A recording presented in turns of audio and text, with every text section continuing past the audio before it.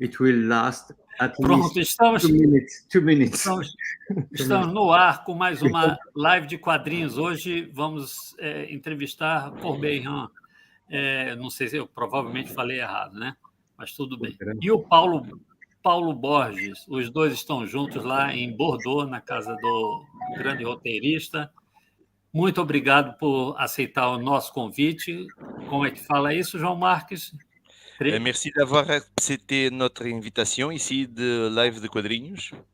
Eric, bonsoir. Bonsoir à tous, merci Bonsoir. beaucoup. Bonsoir, merci de cet honneur. Eu vou colocar a introdução e assim, vocês já sabem, quem vai guiar essa live vai ser o João Marques, que é fluente em francês.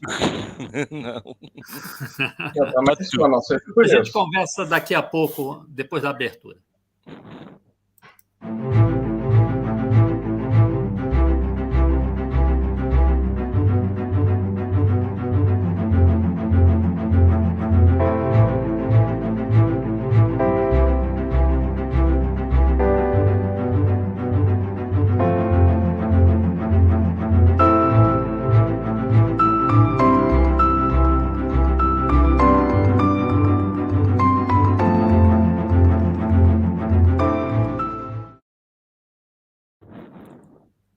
Cara, é emocionante estar aqui com vocês, hein? João, Pedro Bolsa, Corbeyran, Paulo Borges, muito obrigado. Eu queria começar logo, porque assim, o Corbeyran ele já fez mais de 400 roteiros de história em quadrinho, banda desenhada. E eu fiz um cálculo, né, rapidamente, de quanto isso dá. Dá tipo uma história em quadrinho, um roteiro por mês. Um roteiro por mês. Desde a época que ele começou até agora, um roteiro por mês. Qual é a história em quadrinho que você está trabalhando hoje, Corbeyran, neste mês? E no próximo mês você já tem uma ideia do que você vai fazer, vai escrever? Bon, Eric, vous avez signé plus de 400 albums au cours de ta carrière. Alors, Francisco m'a dit qu'il faisait le calcul et que par ces calculs, vous produisez environ un album par mois. La question est donc de savoir quel est l'album de ce mois ici. Ici, il y a déjà un album le prochain mois. Non, ce mois-ci, je m'occupe de Paolo, je ne peux pas tout faire. Donc, ce mois-ci, il n'y aura pas d'album. Il y aura uniquement des vacances et des amis. Ok, então o Eric disse de um modo muito gentil que durante este mês está-se unicamente a ocupar do Paulo, da sua estadia, portanto, infelizmente não haverá álbum nenhum durante este mês e que apenas existirá amizade, férias, boa disposição e usufruir os momentos. Seriously, it's very difficult to answer what are you doing right now, because it's always a little, fuzzy. You work on one thing, but you have in mind a lot of things. Ok. O Eric acrescentou que é uma pergunta muito difícil de responder. O que é que estamos a fazer neste preciso momento? Porque podemos estar a trabalhar numa coisa ou não, mas temos sempre montes de coisas na cabeça, montes de projetos ou de ideias, portanto torna-se uma questão difícil de responder, a maior parte das vezes. Pede para ele falar um pouquinho, ele e o Paulo Borges, do projeto que eles estão fazendo. Ok. Bom, Francisco demande, l'un des prochains projets sera avec Paulo Borges. Absolument. Pour autant que je sache, et j'aimerais savoir comment est né ce partenariat. You remember? You first. You remember? I don't remember because I don't understand French. Oh, yeah. Não há problema, Paulo. Basicamente, eu pedi Okay. You remember how it all began? como é que nasceu a parceria. Our story. You can explain. Yes, In French. I had a story in my mind, and If you can talk in French, in French, it's good. yes, French, More please. comfortable Yes. for you. I like to express in English because English is simple, and I will switch to French when No problem. Go ahead. well, when you have a story in your mind, and no artist at your side, you have to think alone, and mostly I'm alone because I work alone. I don't work with anybody because I don't love anybody, and and but I'm only a script writer, and when you do comic books, when you work in comic book industry, you need an artist. So I have no artist under my thumb, like Rolling Stone say, under my thumb there is no artist. So I ask uh, an agent to please, I have a great story, a fantasy story. Please help me to achieve it with a great artist. And the agent told me, but I know one. It's called Paulo Borges. You were first in contact with him because we have already do something together.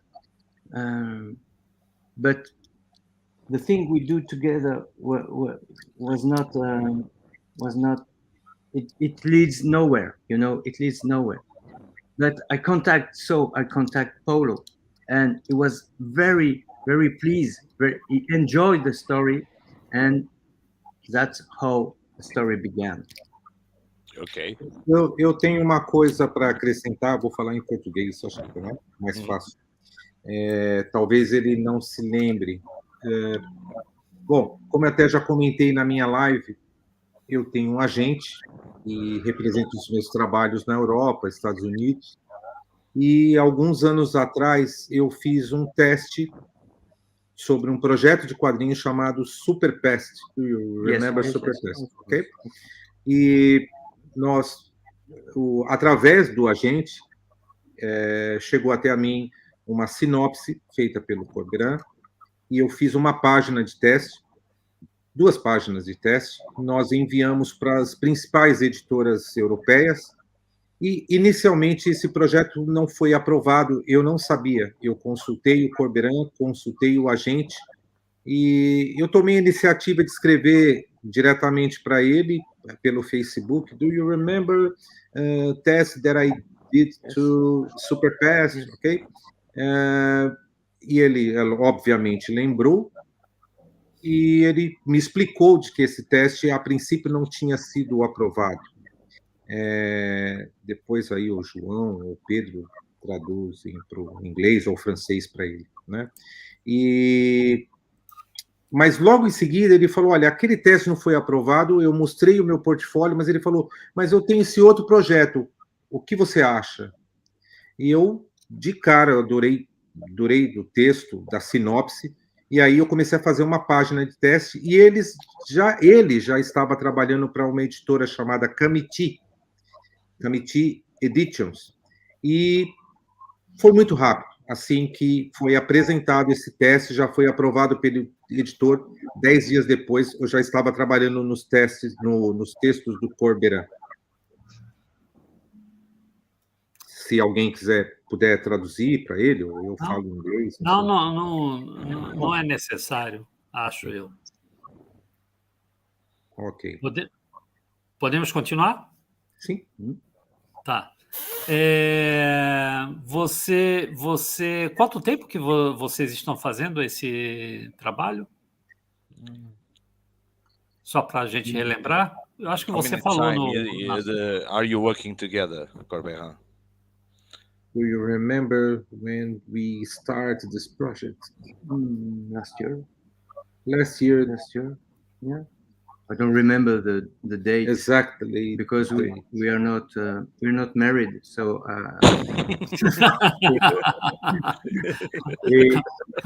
until now, you should discover we didn't celebrate anything. But it's a surprise for you. It was You're still on year. time. It was last year, and but the project is on his way, and I really love the pages that Paulo is drawing. It's a huge artist. Is very huge artist. The project will be launched on crowdfunding next year. Yes, Next year, but 20, it will be 24. but it will be almost at the end. And for now, project is in progress. I achieved the script last year because I deliver.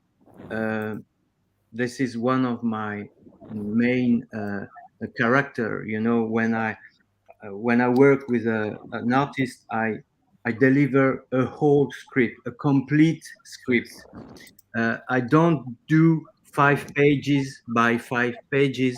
I deliver a complete script, so the artist is not blind. The artist has a view on all the story from the beginning to the end.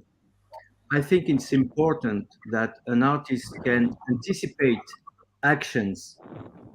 So I'm not one of those script writers who feed the artist 1 page or 2 page or 5 page by page. This is not an option. Ok. It's hard work, but I prefer, and there is more confidence. Ok, então o Eric disse que estão a trabalhar juntos há aproximadamente um ano. Não tenho certeza exata do dia, porque não são casados, portanto não é essa obrigação.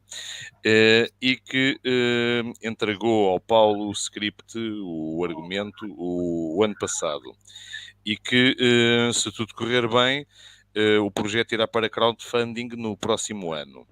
O Eric quis salientar que faz parte do seu processo de trabalho e do respeito que tem pelo artista, que gosta de entregar todo o argumento ao artista para que ele não esteja cego nas palavras dele, portanto, para que tenha uma visão global do que vai fazer, para ter uma noção do caminho que o projeto vai tomar.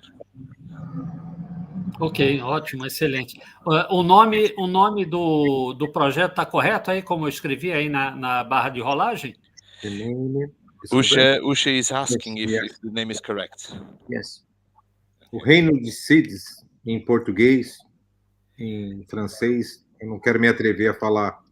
Actually, in Old Gaelic, it's pronounced the she. She. Exactly. Nobody understand it. So I'm here, Eric. No worries. Yeah. The she. Yeah, you're right. But you're right. Gaelic.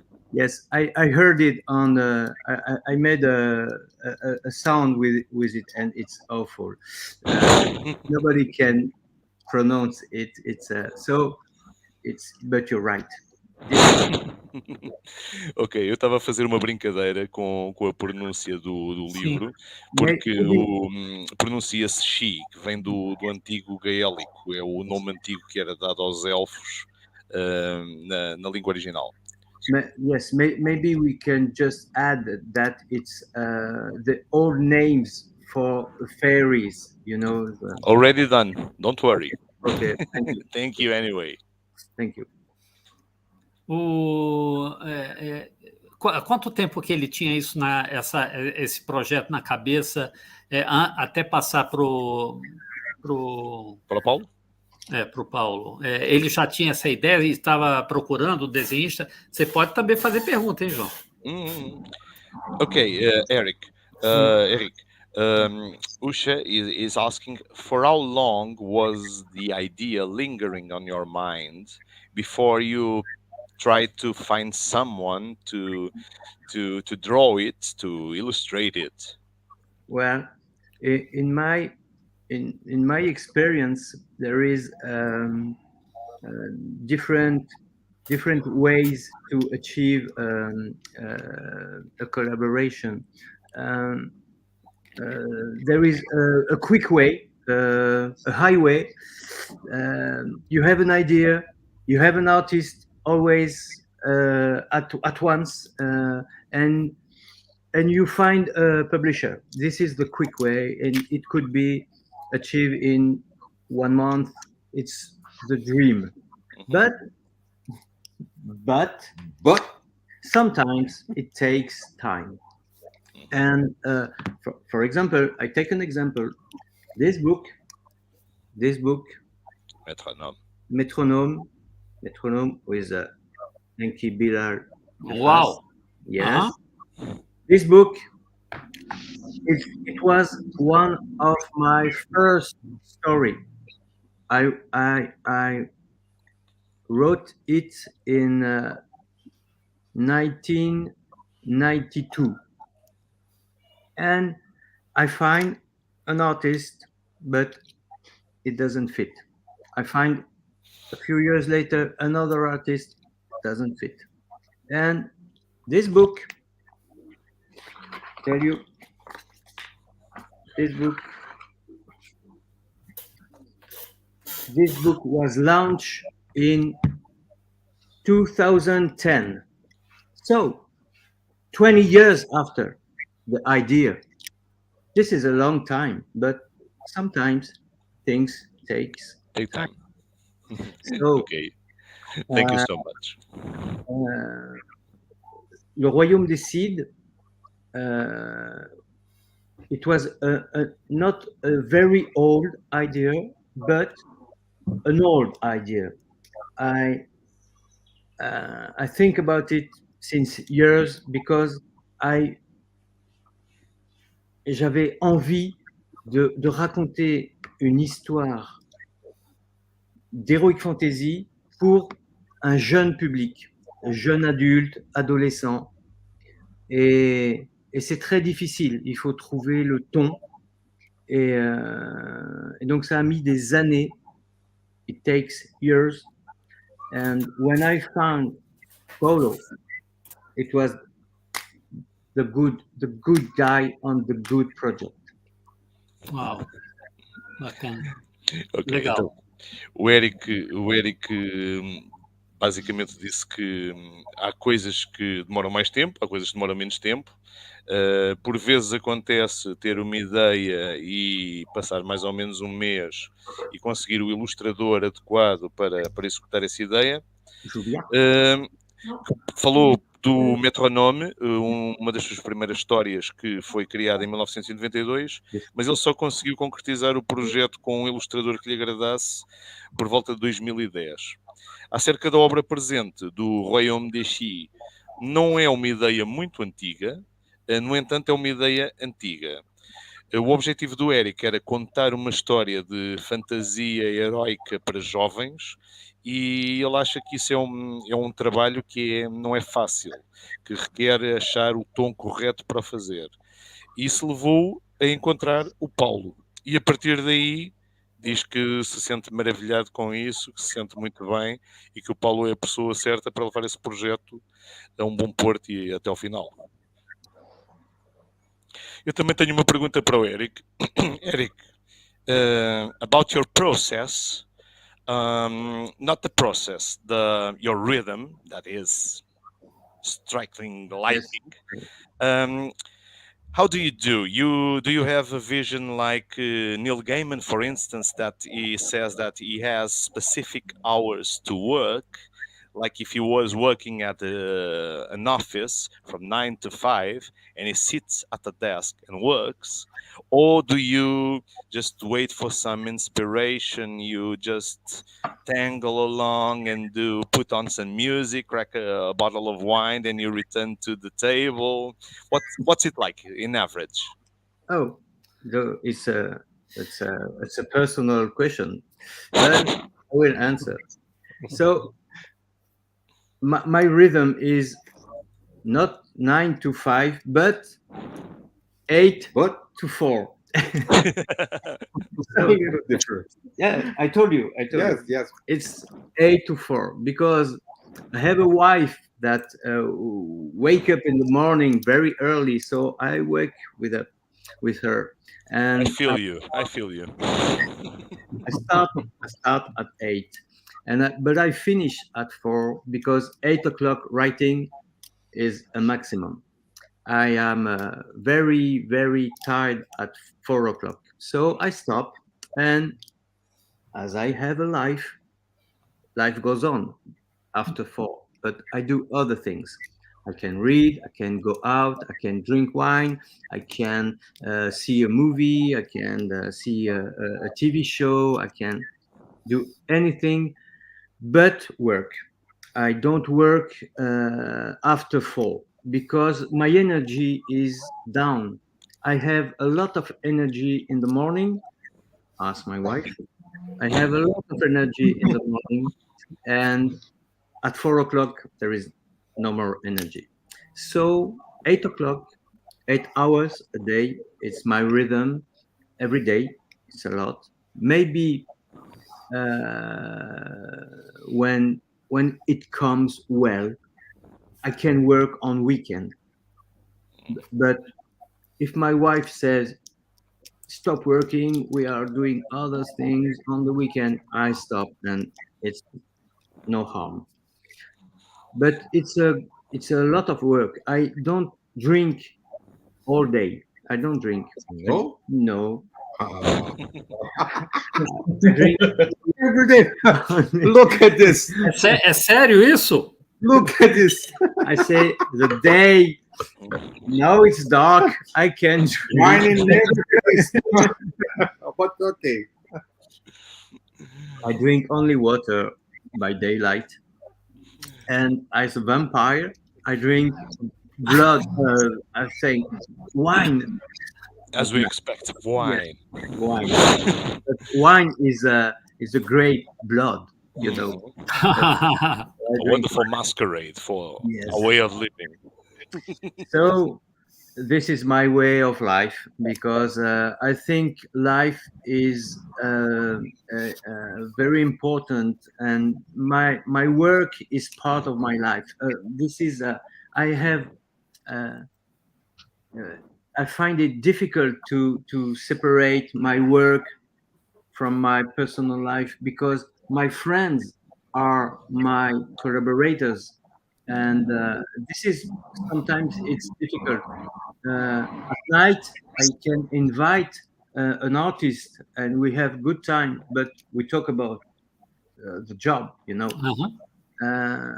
So this is a big mess, and sometimes I don't know where I am. But the energy is 8 o'clock, 4 o'clock. Okay, thank you. É assim mesmo para quem trabalha por conta própria, normalmente, né? Artista, sempre tá se envolvendo. Você pode dar um resumo do que ele falou, João. Ok, então eu estava curioso devido à produtividade gigantesca do Eric e perguntei-lhe se ele encarava, pronto, o seu trabalho, obviamente, como por exemplo o Neil Gaiman, que diz que se senta à secretária como se fosse um trabalho das 9 às 5, como se estivesse num escritório. O Eric cedeu em responder, disse que era uma pergunta pessoal, mas que das 9 às 5 não, das 8 às 4. E que a partir das 4 geralmente não trabalha porque a sua energia já está muito baixa E depois, resumidamente, falou também da importância do trabalho na vida, que para ele não é o fulcro da sua vida, portanto, por vezes pode trabalhar ao fim de semana, mas se a esposa quiser fazer qualquer coisa ou se for necessário, não trabalha ao fim de semana. E que, portanto, o trabalho é uma parte importante da sua vida, mas não é a tónica da sua vida. E que separar o trabalho, às vezes, tem a felicidade de ter com os seus colaboradores alguma relação de amizade, mas que isso continua a ser perfeitamente, dentro da medida do possível, equilibrado, como ele pode fazer. Ótimo. Posso fazer uma pergunta agora? Claro, Pedro. Eu tenho uma também, mas pode fazer. Eu vou perguntar a ele, entre a vastíssima obra que ele tem, quais são as suas séries favoritas, os maiores sucessos, etc., porque esse material não é conhecido nos países de língua portuguesa. Eric, au Brésil, mais même aussi au Portugal, votre travail n'est pas très connu parce qu'il est très peu publié. Et donc, on est curieux de toute votre œuvre immense de 400 albums et des poussières. Qu'est-ce que sont les séries que vous voudrez mettre en évidence, si soit votre très gros succès ou les histoires que vous préférez. Parlez un peu de ce que vous pensez que c'est le meilleur de Corbeyran. Okay. Good question. Thank you. Well, I will begin by the main series that I wrote. It's this one. This is my first success. It's called Le Chant des Striges. I don't know how to translate because Strige is a Greek name, Greek word, but it means vampire and sirens. So I invented monsters, and monster who rules the world, but in the shadow. They are in the shadow. They're hiding in the shadow, but they make human like puppet, you know. Uh-huh. And this was in 1997. The first album was launched in 1997. It was a little success at the time, and the success grows up and up and up, and it appears that it's my biggest success even today. We launch 18 albums, 18 episodes of Le Chant des Striges, and we sell 1 million books. Whoa. And I don't understand why Brazilian people doesn't know it, but in France it's well known. It's well known. But 1 million book is not very much. But for me it's a lot. It's my biggest success. You can translate. Ok. Então o Pedro perguntou ao Eric o que é que ele considerava para ele fazer um pouquinho uma análise da sua obra, o que ele considerava ser a sua obra das obras mais importantes ou mais dignas de nota, e o Eric destacou o Le Chant des Striges, que é uma coisa um pouquinho difícil de traduzir, uma vez que as striges são uma espécie de algo entre o vampiro e a sereia, portanto também pode ser traduzido por bruxas, não no termo convencional, mas bruxas de natureza vampírica. É uma palavra grande.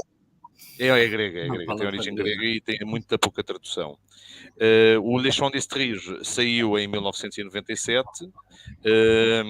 Foi um pequeno sucesso, como o Eric diz, eu acho que modestamente, mas pronto, que foi crescendo em sucesso e chegou a atingir 18 episódios, portanto 18 tomos, como se diz no mercado franco-belga, e chegou inclusive a vender 1 milhão de livros.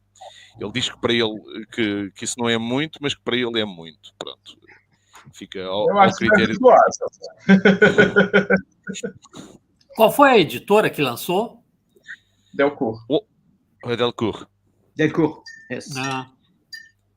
Regarding that, I have another question, Eric. Yes, I listen. About now less personal, I hope. About the method.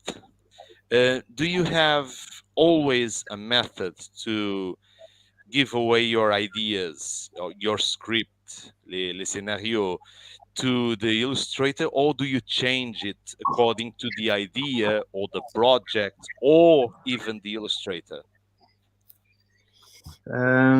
You are talking about market?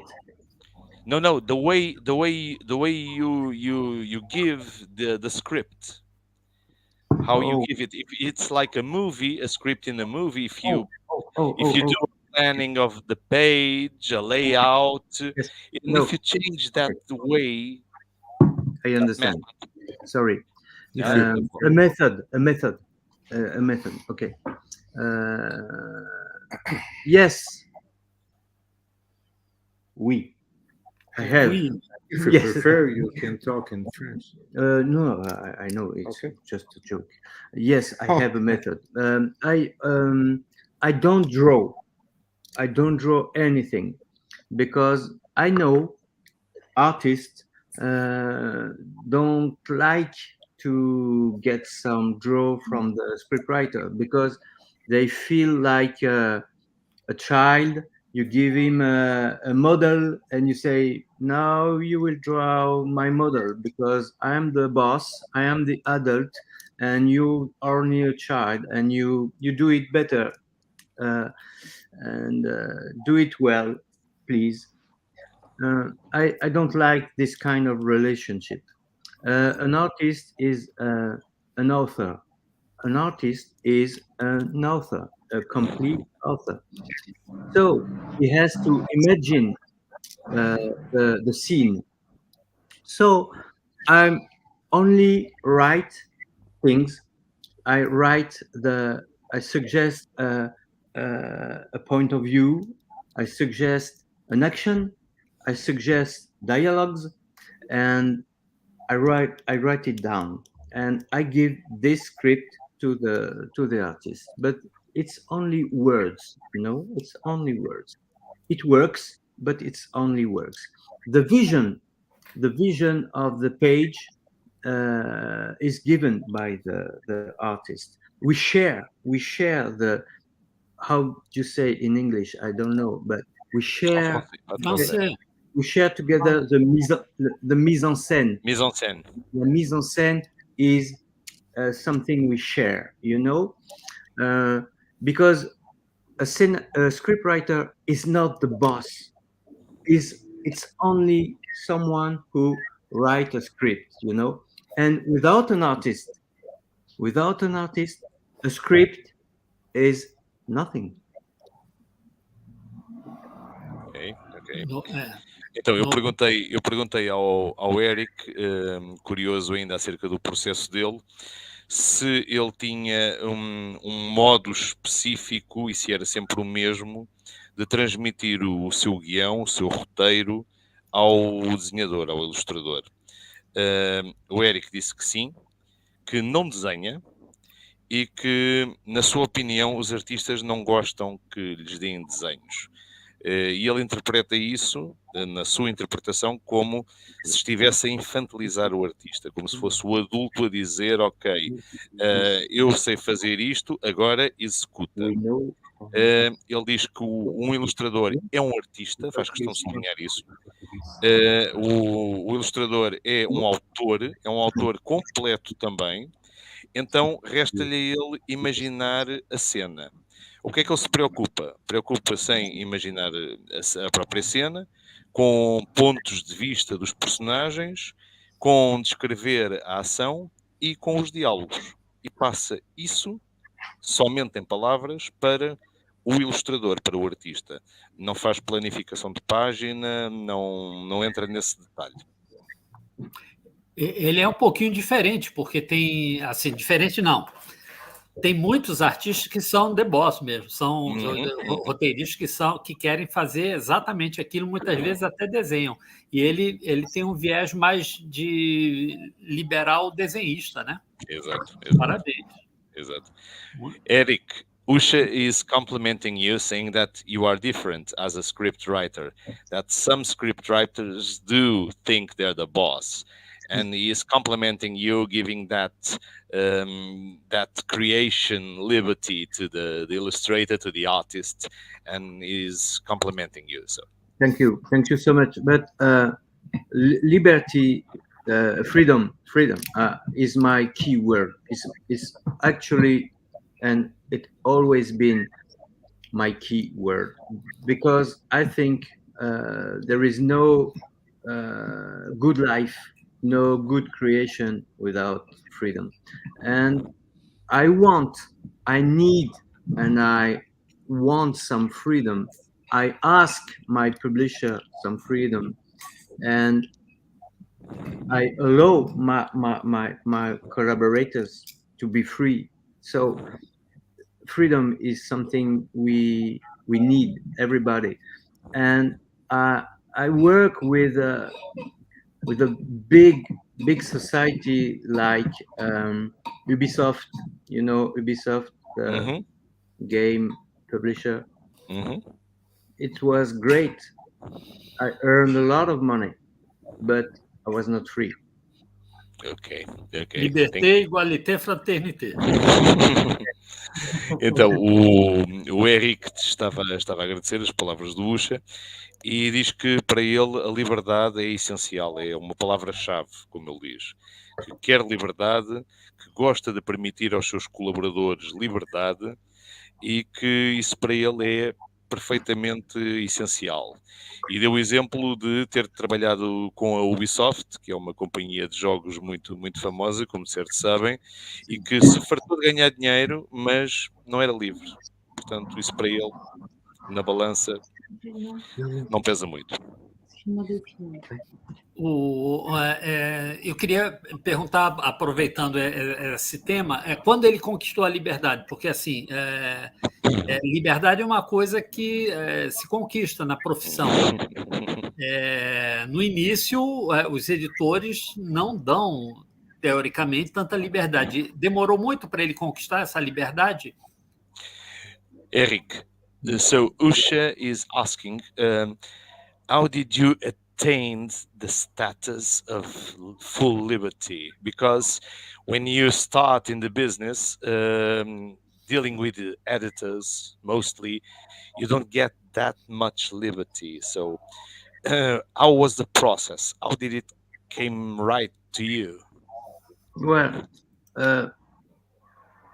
I think it's the other way around, because when I was younger, when I began in the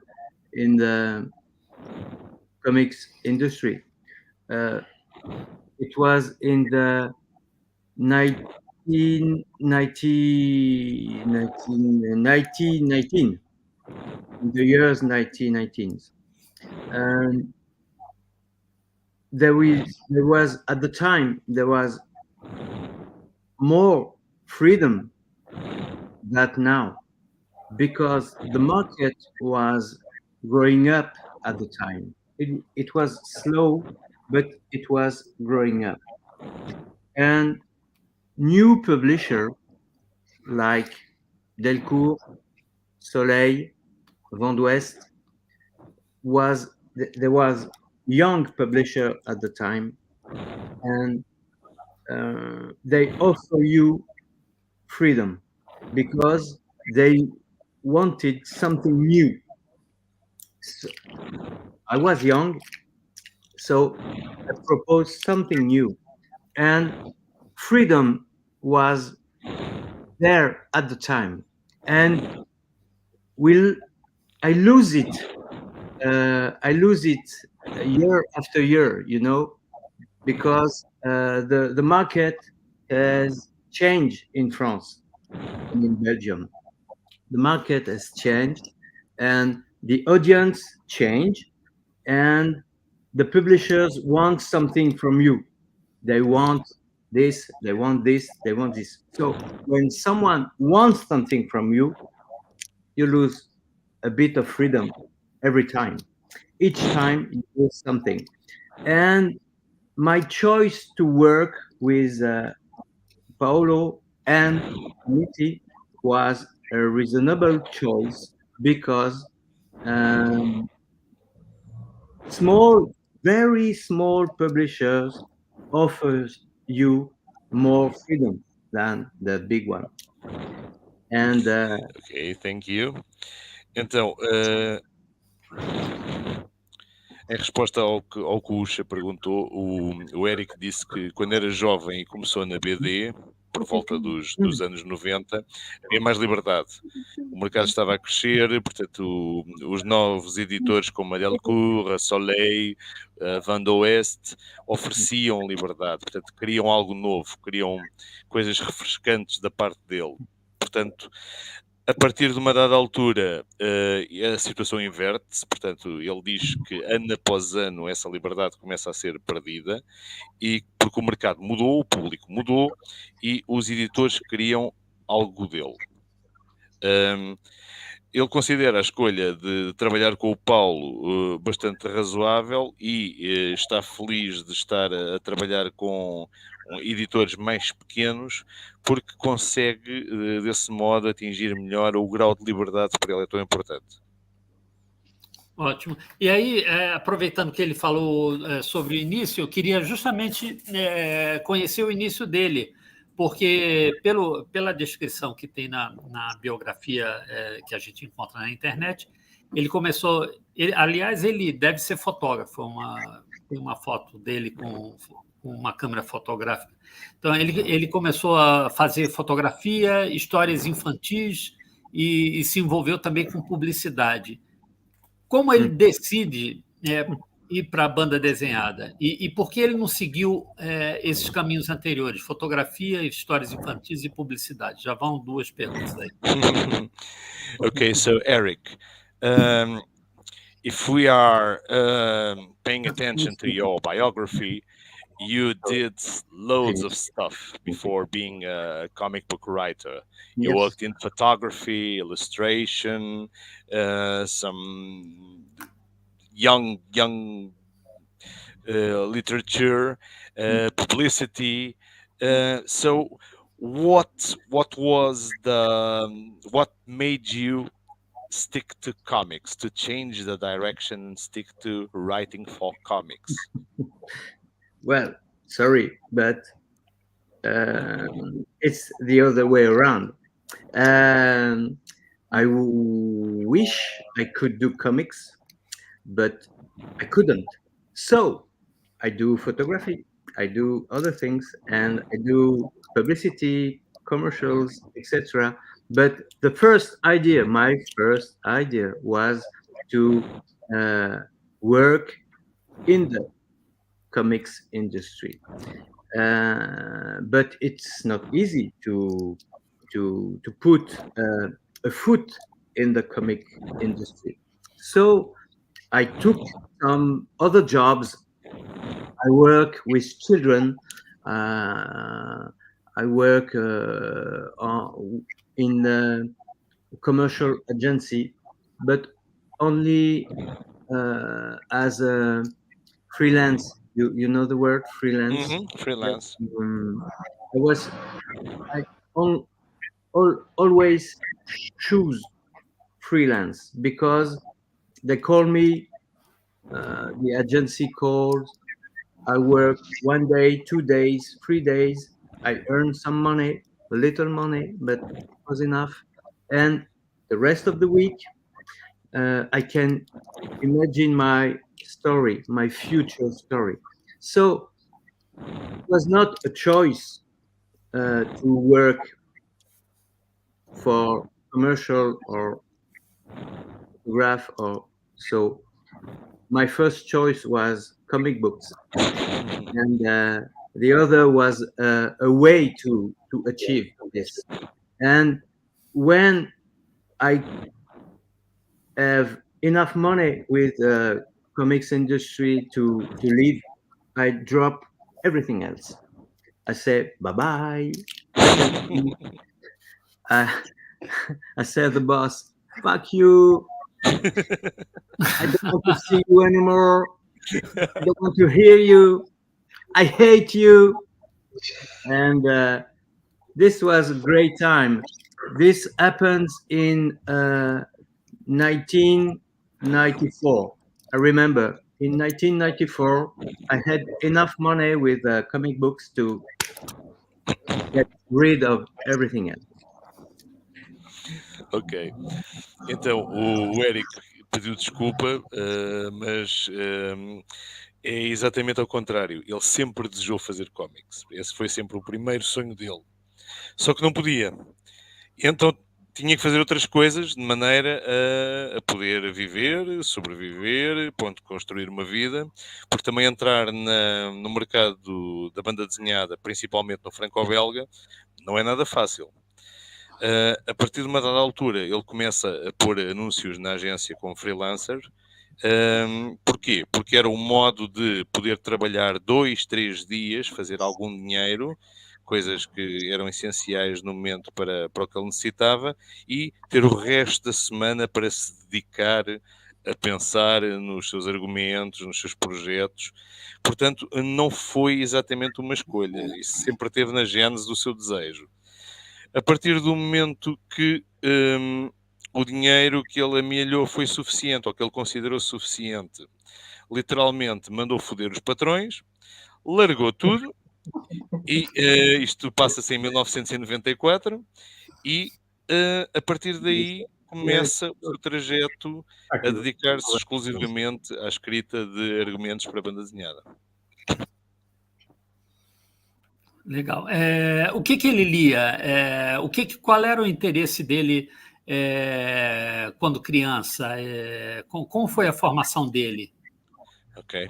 So, Eric, what are your major influences as a child? Where do you started? What did you read? What marked you as a person, as a young man growing, and later on as an artist? Yeah, this is easier to answer because this is very specific. When I was young, my parents and I lived in the country, in the countryside, far from the city.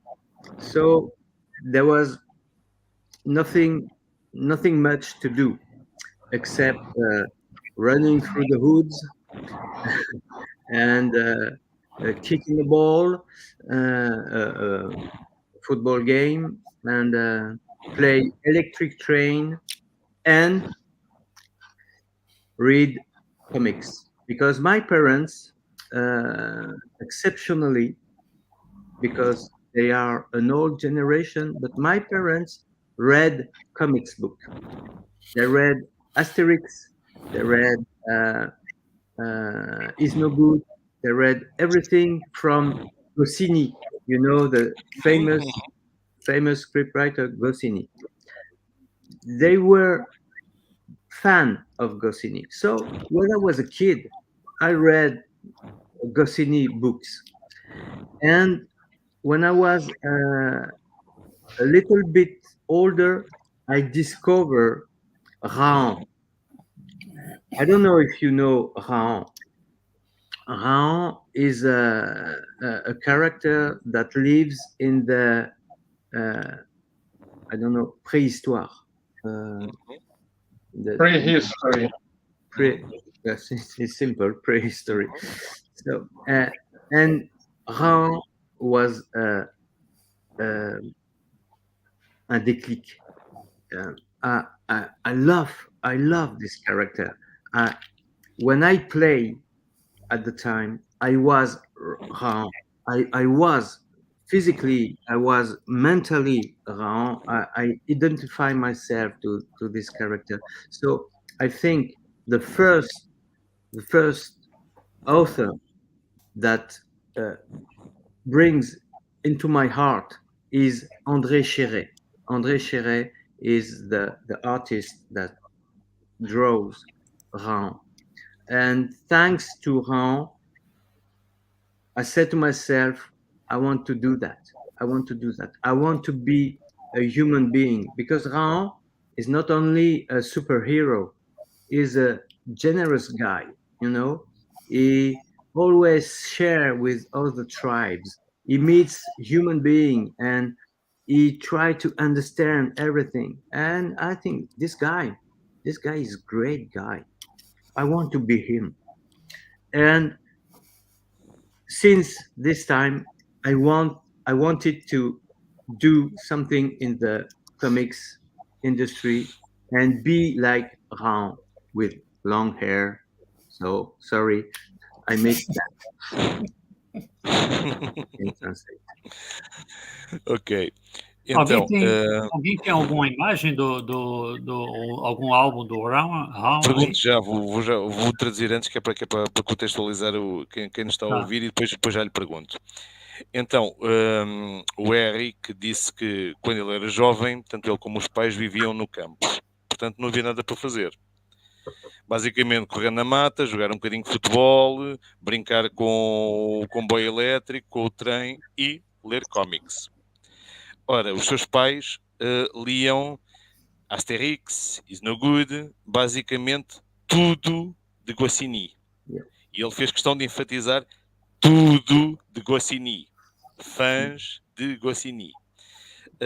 Quando ele se tornou mais jovem, portanto, quando cresceu um pouco, descobriu o Ran, que é um personagem que vive na pré-história, e ele pura e simplesmente adorava o personagem. Portanto, nas brincadeiras era o personagem fisicamente, psicologicamente, e o Ran é um personagem do André Chéret, e o Eric, numa dada altura, disse: eu quero fazer isso. Porque o Ran é um tipo generoso, partilha com as tribos, é um modelo a seguir. Portanto, eu quero fazer isso. Eu quero ser o ser humano que consegue construir histórias como o Ran. Obrigado. O Ran era basicamente um MacGyver da pré-história. Eu tenho aqui, eu não tinha ligado o nome ao personagem, que eu não sabia pronunciar esse tem uma pronúncia que não é fácil. Okay. Eu tenho ele aqui, realmente é muito legal, muito bom. C'est comme un cri, Ran. C'est comme un cri. Well, I have a question now for you, Eric. Obviously, looking at you, talking with you in a few moments, we realize that you love music, especially rock. Yes. So, before we talk, or before we dabble in your influences in music, I would like to know, where can we find music in your writing? Do you cast references? Do you? No. There is no hiding references. There is no hiding references because. And explicit? No. Let me tell you. I think music, movies, cartoon, comic books, novels are one things, only one things for me, because it's my source. It's my source. I feed on cartoon, movies, comics book, music, and TV shows. I feed on this. I'm an addict, you know. I'm an addict. But when I express myself, uh, uh, uh, I don't want the people to know that, to discover that. Only my friends know that I listen to metal music. But just for example, do you know where I discover Frank Frazetta? Ah, No. It Of was course. on the record on the of Molly Hatchet. Molly It was, Hatchet. yes, it was. Sorry, one- just a question. Do you like Molly Hatchet? Of course, I like Molly Hatchet. Yes, Okay. great. It's a rock band. I love the energy. Of course, it's a southern band, so they're racist, etc., etc. But I love the energy, and I discover, thanks to them, Frank Frazetta. It's awesome. When do you know where I discover Edgar Allan Poe? No. No, everybody. No. Hello. No. In the a record of in a song of Iron Maiden, Murders in the Rue Morgue. Yeah. I was 16. I listened to this music. I said, "What is Murder in the Rue Morgue? What are they talking about?" And I do my research, and I discover Edgar Allan Poe. So, music, literature, and builds me. You know, this is a great puzzle, and you pick some element, another element, and you grow up with that, and that's how I made my own culture. My own culture is based on heavy metal, hard rock, and it opens me to other masterpiece like Frank Frazetta and Edgar Poe. This is just two examples, but there are others. But we have no time. I feel you. I'm going to share something personal with you too. I only bought one record by its cover without listening in my entire life. It was Molly Hatchet. Of course. Ok, então eu perguntei ao Eric porque é fácil percebermos a sua paixão pela música, o quanto a música é importante para ele. Então eu perguntei-lhe onde é que podíamos encontrar a música na sua obra, na sua escrita, se havia referências explícitas ou implícitas. E ele respondeu que não, que para ele a música, os filmes, os cartoons, as novels e os cómics são uma única fonte. São uma fonte da qual ele se alimenta, da qual ele se assume como viciado. São palavras dele, viciado. E que quando se expressa, ele não quer que as pessoas saibam que ele gosta de metal ou outras coisas de outro género mais pessoais. Ele leva isso para um lado mais pessoal. Apenas os amigos. E depois perguntou-me se eu fazia ideia quando é que ele descobriu, por exemplo, o grande Frank Frazetta. Foi numa capa de um álbum de Molly Hatchet, que é uma banda de rock and roll, algo heavy metal, bastante antiga. Perguntou-me se eu fazia ideia onde é que ele tinha descoberto Edgar Allan Poe. Eu também disse que não.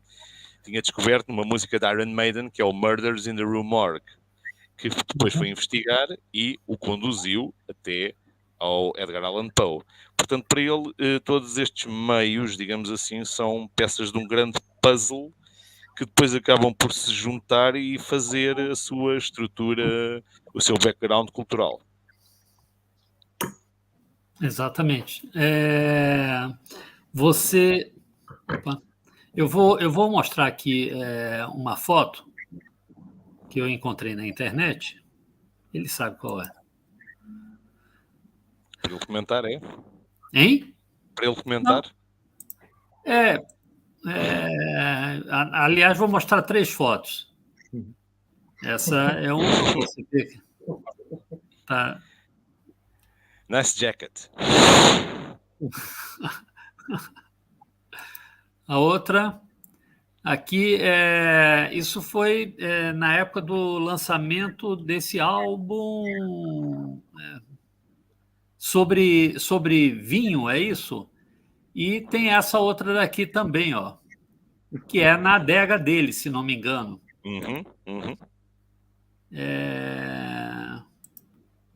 Assim voltamos a uma outra paixão, além da música. Eu queria fazer 2 perguntas.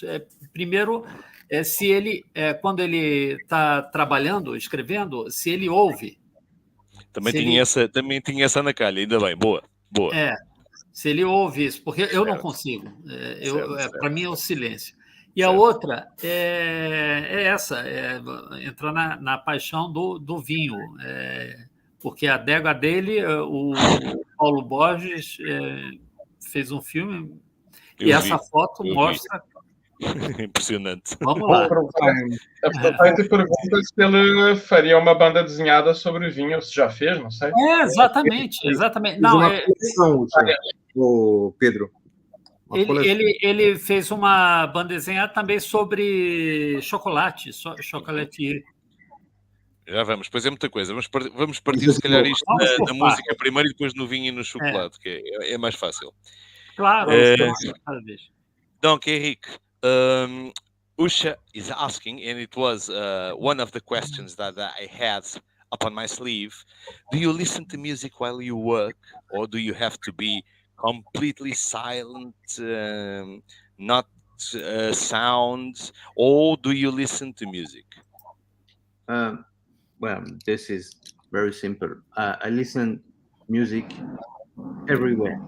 So when I work, of course, I listen to music. I listen, but not the same music. I work downstairs. Here you are in my salon. Living room. Here we are in the living room. I listen heavy metal here. When I go down in my office, in my studio, I listen movie music. You know, soundtracks. Yes, soundtracks, and only soundtracks. I have hundreds of soundtracks. And I choose a soundtrack for a day. I work on that subject. I will listen this kind of music.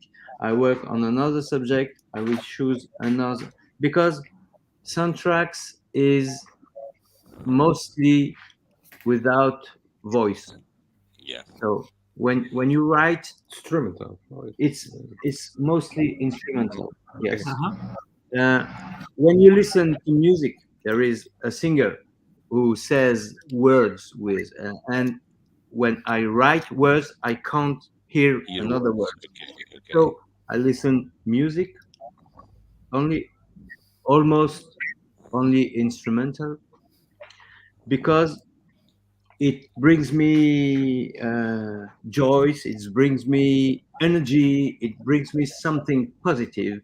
I need the energy of the music to live, and to work. Music is part of my life. I'm a bad musician, very bad musician. I try, but I'm saw a guitar. Yeah, you saw a guitar, but it doesn't mean I know microphone. Yes. A lot of. I'm a very bad musician, but that's not the point. But I need music, so because music is energy, is energy, and I work with soundtracks. And you go by themes. For instance, if you're working on sci-fi, do you put some Vangelis or some John Williams, Star Wars? You go by themes? this is When you this is the way it goes. Of course, when I work on a police story, I listen this kind. When I Once work Upon a on Time in America.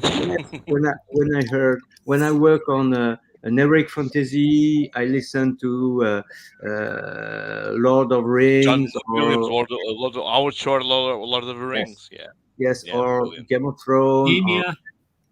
Brilliant. Gladiator, something like that. I love this, and I like like a piano player because I have a clavier, and so I'm like a piano player, and nobody wants to see that, but. Ok. Então, o Eric disse que ele ouve música sempre em todo o lado. Ele trabalha na parte de baixo, portanto reserva os seus gostos mais pesados, o seu heavy metal, para o seu salão, para a sua sala de estar, mas quando está na parte de baixo a trabalhar, só ouve exclusivamente bandas sonoras.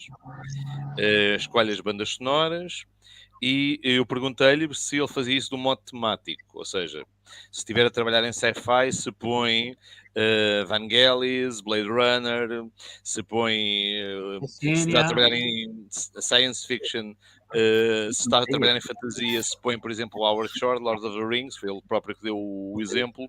Portanto, ele escolhe as bandas sonoras tematicamente quando está a trabalhar.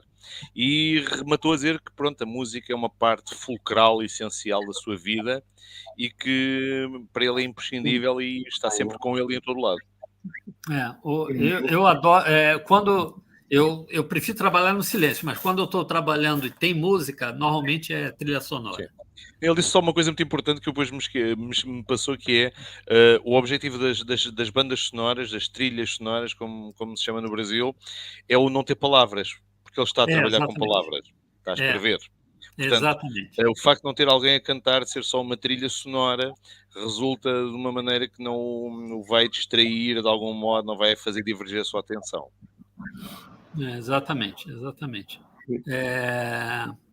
Mais alguma pergunta? Você quer continuar com entrar no assunto lá do vinho? No vinho? Vamos nessa. Ou a gente pode continuar também falando sobre cinema, como você quiser, porque ele tem. Mas vamos entrar no vinho primeiro, né? Porque eu acho que tem 2 álbuns dele, um sobre uma série sobre vinho e uma série sobre chocolate, se não me engano. Okay. So, Eric, Usha is very curious about the last photo of your wine cellar, and the relationship between the wine cellar, and I believe you have 2 albums about wine, at least 2. I have 40. Sorry. Okay, more than. And what's the relationship between that? And afterwards, the relationship with chocolate. That goes extremely good with wine, and I'm having one too, so cheers. It happens that in 2007, I met Jacques Glénat. Jacques Glénat is a great publisher and bon vivant. And he has his house of publishing is Glénat, and it translates Les Gouttes de Dieu.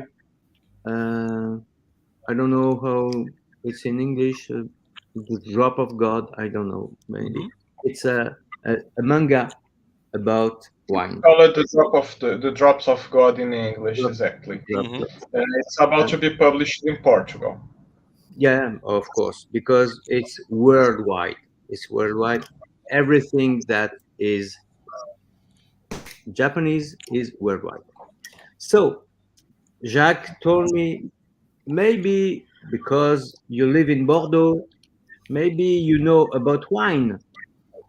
And I say, at the time, I don't know nothing about wine because I drink alcohol, but I don't like wine. So he said, oh, okay, but maybe you know some guys that works in the wine business. Well, Jacques, no, I don't know anybody that works in wine business. And so I think I lost the job. And he said, maybe you could try to do something for the comics books about wine. I say, yes, I could try, but it will be a hard time because I began from the ground.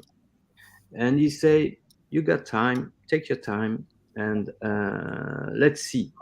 So I had the confidence. I had the confidence of Jacques Glénat, which is a big boss of comic book business, and I do my research. I met some guys, and slowly I begin to build my story, and I begin to taste some wine, and step by step, I said to myself, well, because it's a nice universe, it's an interesting universe, and after 3 years tasting, meeting, and talking, and like a journalist, I had really my job was like a journalist job, and I present to Jacques the first draft of the story, and he said, yes, maybe it could be. And this was the first album of Chateau Bordeaux. And Lindo. yeah, Beautiful. Very nice. And he published the book, but nobody knows how it will be accepted by the audience or by the professional. Nobody knows anything.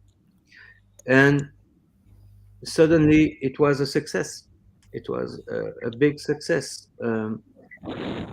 Bacana. Because the professional says, oh, it's great because you talk about wine very well. And the people who doesn't know anything about wine say, oh, I learned a lot of things about wine, and the story is interesting. And then the success begin with Chateau Bordeaux, and we sell 500,000. Oh, very good. Muito Então, bom. o Eric disse que tudo começou à volta de 2007, quando ele teve a oportunidade de conhecer o Jacques Glénat, que é o grande chefão das edições Glénat, que além de tudo isso é um bom vivant, e que começaram a discutir coisas como uma obra chamada A Gota de Deus. E às tantas o Jacques Glénat se vira para o Eric e diz, bem, se tu vives em Bordeaux, conheces vinho. E o Eric responde, bem, eu não sei de nada sobre vinho, bebo álcool, mas não faço a mínima ideia. E o Jacques Glénat insistiu com ele e disse, talvez se tentasses fazer uma BD sobre vinho, talvez conseguisses. Então o Eric tinha a confiança do Jacques Glénat e começou lentamente a escrever. Começa também, simultaneamente, a provar vinho e começa a ficar fascinado pelo universo do vinho, a achar um universo extremamente interessante. 3 anos depois, portanto, por volta de 2010, entrega o primeiro esboço da história ao Jacques Glénat e sai o primeiro álbum de Chateau Bordeaux, que teve bastante aprovação por parte dos profissionais do vinho, a dizer que estava um trabalho cativante, com rigor, sem nenhum desprimor pela arte vinícola, e pessoas também teve feedback de pessoas não ligadas à área, a dizer que a obra era muito importante porque aprenderam com ela imenso sobre vinho. É bom ele ter falado sobre o trabalho jornalístico, parece que ele fez para fazer esse livro assim, jornalístico, né? Investigação. Tem que falar de chocolate. Oi? Calma aí. Antes do chocolate, me chamou a atenção de uma coisa. Eu não conheço a obra, essa série.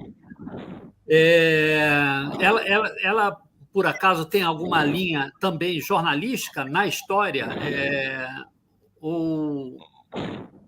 A gente pode chamar de uma reportagem em banda desenhada? Okay. Eric, so Usha is asking if the tone of your writing in Chateau Bordeaux, if it is a journalistic tone, if it's a tone of chronique, or if it's a different tone. Oh, okay. The main tone of the work. Yes, I understand. But the first step was a journalist work, because I need information. So I go straight to the source. I meet 10, 20, 30 people that works directly into wine business. It was winemaker, wine seller, wine, everybody. I ask everybody to get an idea, but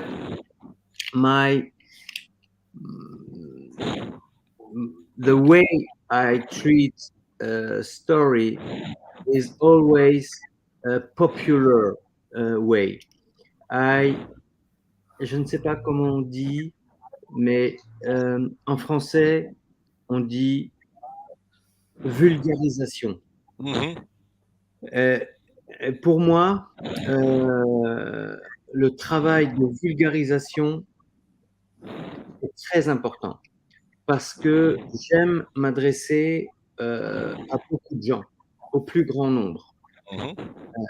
Si vous faites un travail intellectuel, vous allez vous adresser à une catégorie de gens élitistes.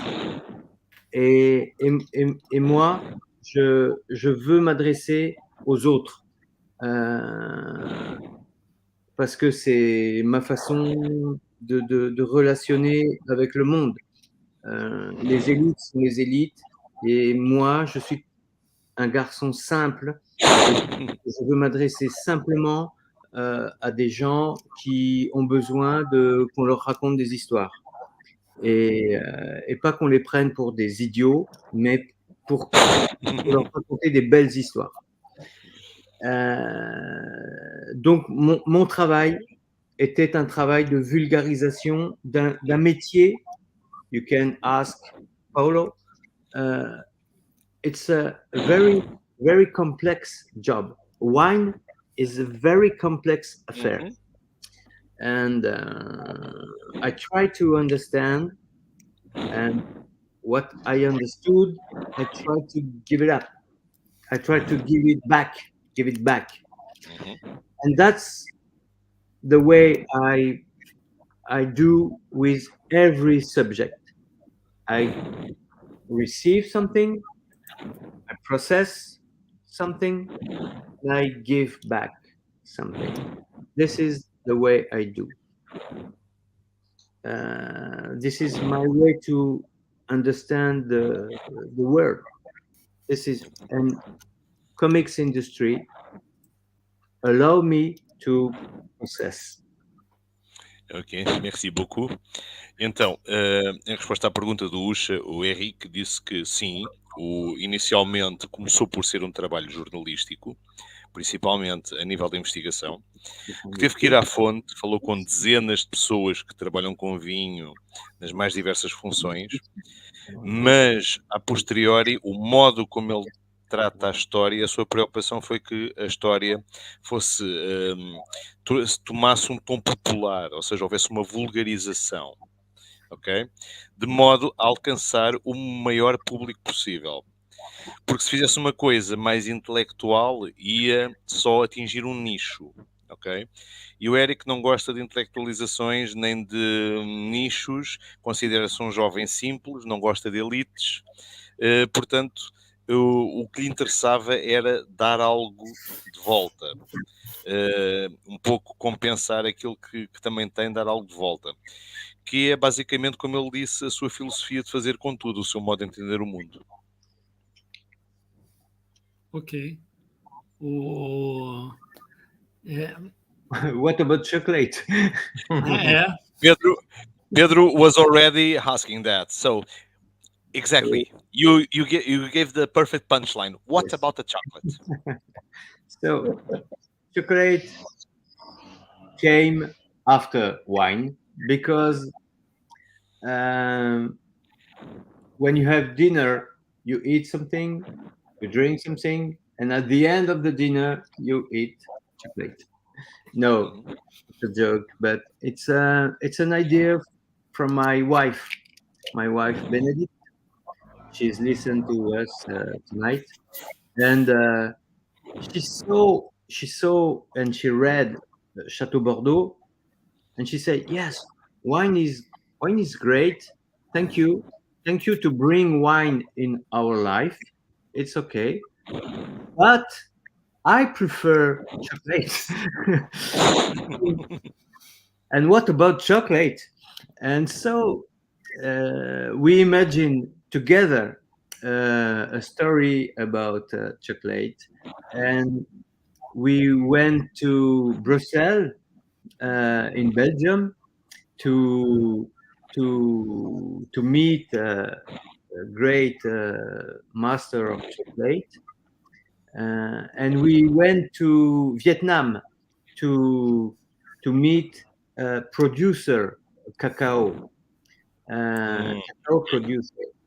And this was a great story too, because we travel a lot together with a purpose, and this purpose was not bad. It was chocolate. It was good. So we spend a good time together, travel in Vietnam. It was an amazing trip. In Brussels, I knew the city already, but with a new purpose, it was great. And we find a publisher. We contact Lombard, Lombard publisher in Belgium, and they say, "Oh, that's a great idea." But it was not a great success, I confess. It was a good story, very good story, but the audience was very low, so did it. That's the way it goes. But I'm very happy to make this album, these 3 albums. And I learned a lot about chocolates. So now every day we drink wine and we eat some chocolate, and life is good. Life is good. Ok. Então, o Eric disse que a ideia do chocolate foi da sua esposa, Benedict, porque leu o Chateau Bordeaux e às tantas comenta com ele: ok, vinho é bom, muito obrigado por trazeres o vinho para a nossa vida, mas então e o chocolate? Então juntaram-se os dois e imaginaram uma história acerca de chocolate. Foram até Bruxelas, conheceram um maître chocolatier, foram até ao Vietnã conhecer um produtor de cacau e basicamente o que o Eric retira muito desta experiência foi também o tempo que passaram juntos. Foi o estarem juntos num projeto, a fazer alguma coisa, viajar com tempo de qualidade.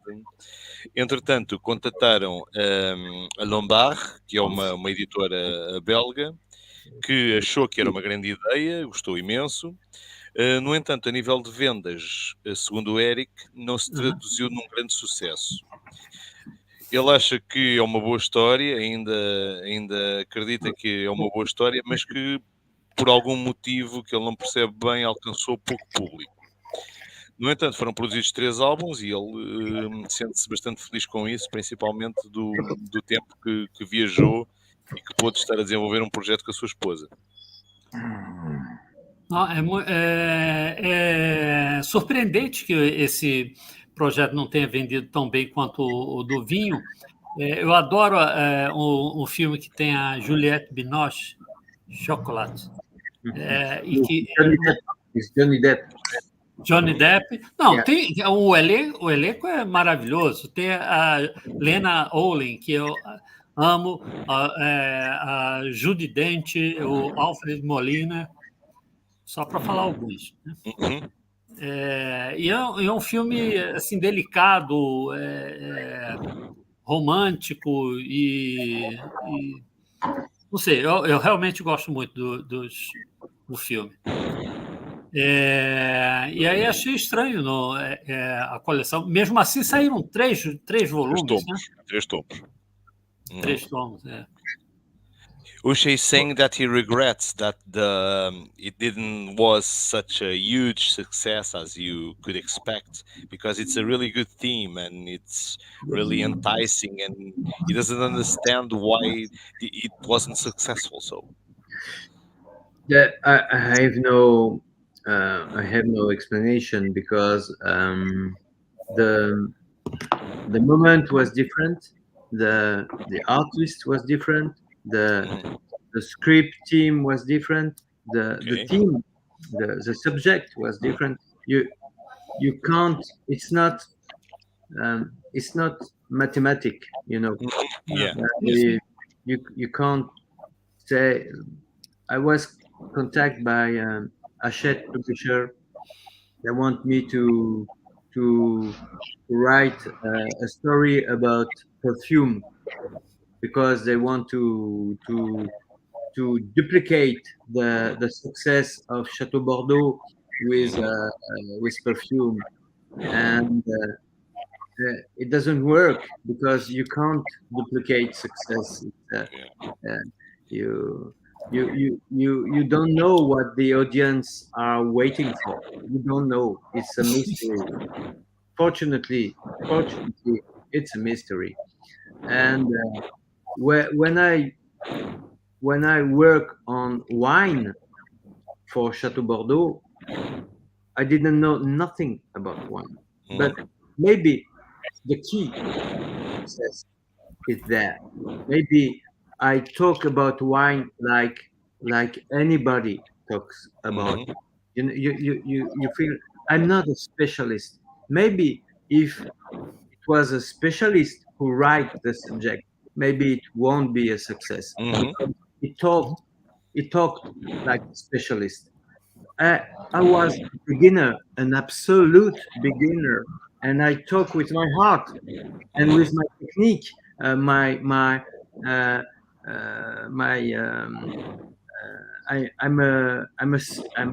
scriptwriter. I have a technique. I use my technique and my heart, and the knowledge has become step by step. But if it was a specialist who talks about wine, at first talks like a specialist, and maybe it won't be a success. I don't know. You know the ingredients, but you don't know the recipe. The formula. You don't know the formula. Yeah. Okay. Do you know, by the way, the book by Etienne Davodeau, Les Ignorants? Of course, I know. It's that premise. Talk about it simply, exchanging experiences. But Etienne is my friend. I know him. Ah, oui. Oh, yeah. We begin together at Génération Dargaud. Dargaud. He was there, and I was there, and we were Generation Dargaud, and we are still here. Whoa. So we begin together, and Etienne is he has another way to think about Yeah, of course. story. So he made a one shot. He made like a documentary. It's a comic book, but it's more like a documentary. And this is not my way. My way is a thriller or a police investigation. And I don't know nothing about documentary. I hate documentary. I don't look documentary. I'm not interested in documentary. So Etienne do his way, I do mine, and the two albums were launched in 2011. You can check the date, and so we were together on the scene of the wine. And Etienne was a huge success at once because it was a one shot, it was a documentary, it was a graphic novel, it was with a bad draw because he drew fast and etc. And Chateau Bordeaux was well drawn. It was a small album. It was in color. Oh my God, in color. Wow, like in TV. Wow, it's awful. So we made something really different, But the Etienne's work is great. I read this, and my work is good too. So it's different way, but you can appreciate wine in both ways. But they both have that factor you mentioned, the vulgarization factor. Yes. Etienne puts it quite simple. Yes. Two guys that don't know anything about each other's métier, and they exchange and learn with each other. And I think it's brilliant too. Different ways, of course, but nevertheless, that vulgarization that you mentioned. I agree.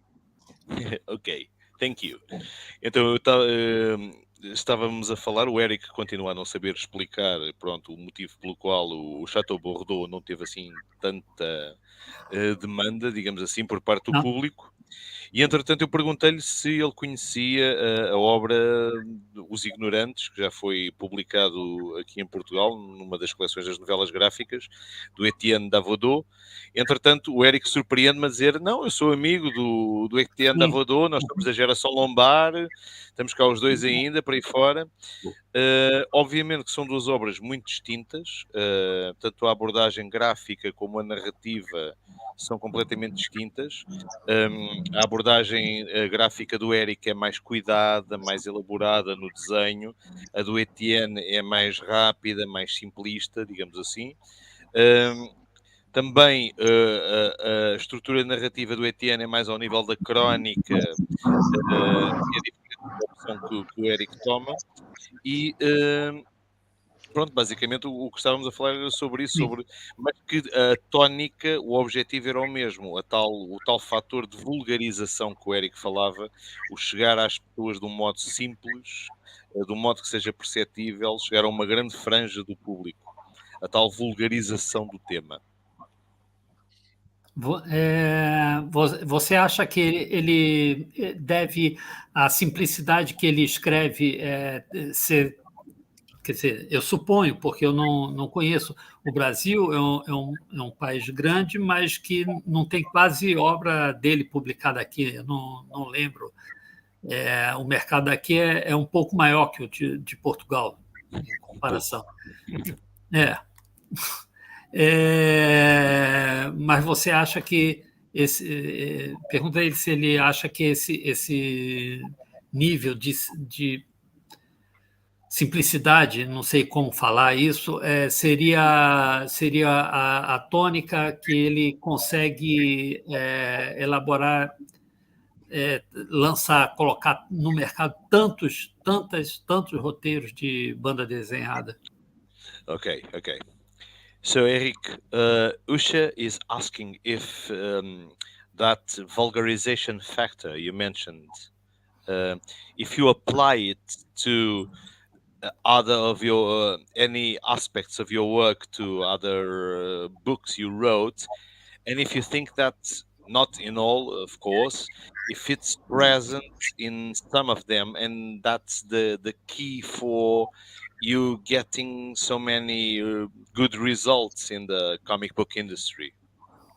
Well, The simple approach. I don't know. I don't know, because when I began, I have no success. But the approach was the same, and now I got the same approach, and the success is low with my recent albums. But so I can't answer, because I do always the same thing, and success comes and go, and success is something we try to reach, but we can't predict. So I don't know. I don't know if it's the reason, but what I know, it's when you got success, you are not 100% responsible for the success.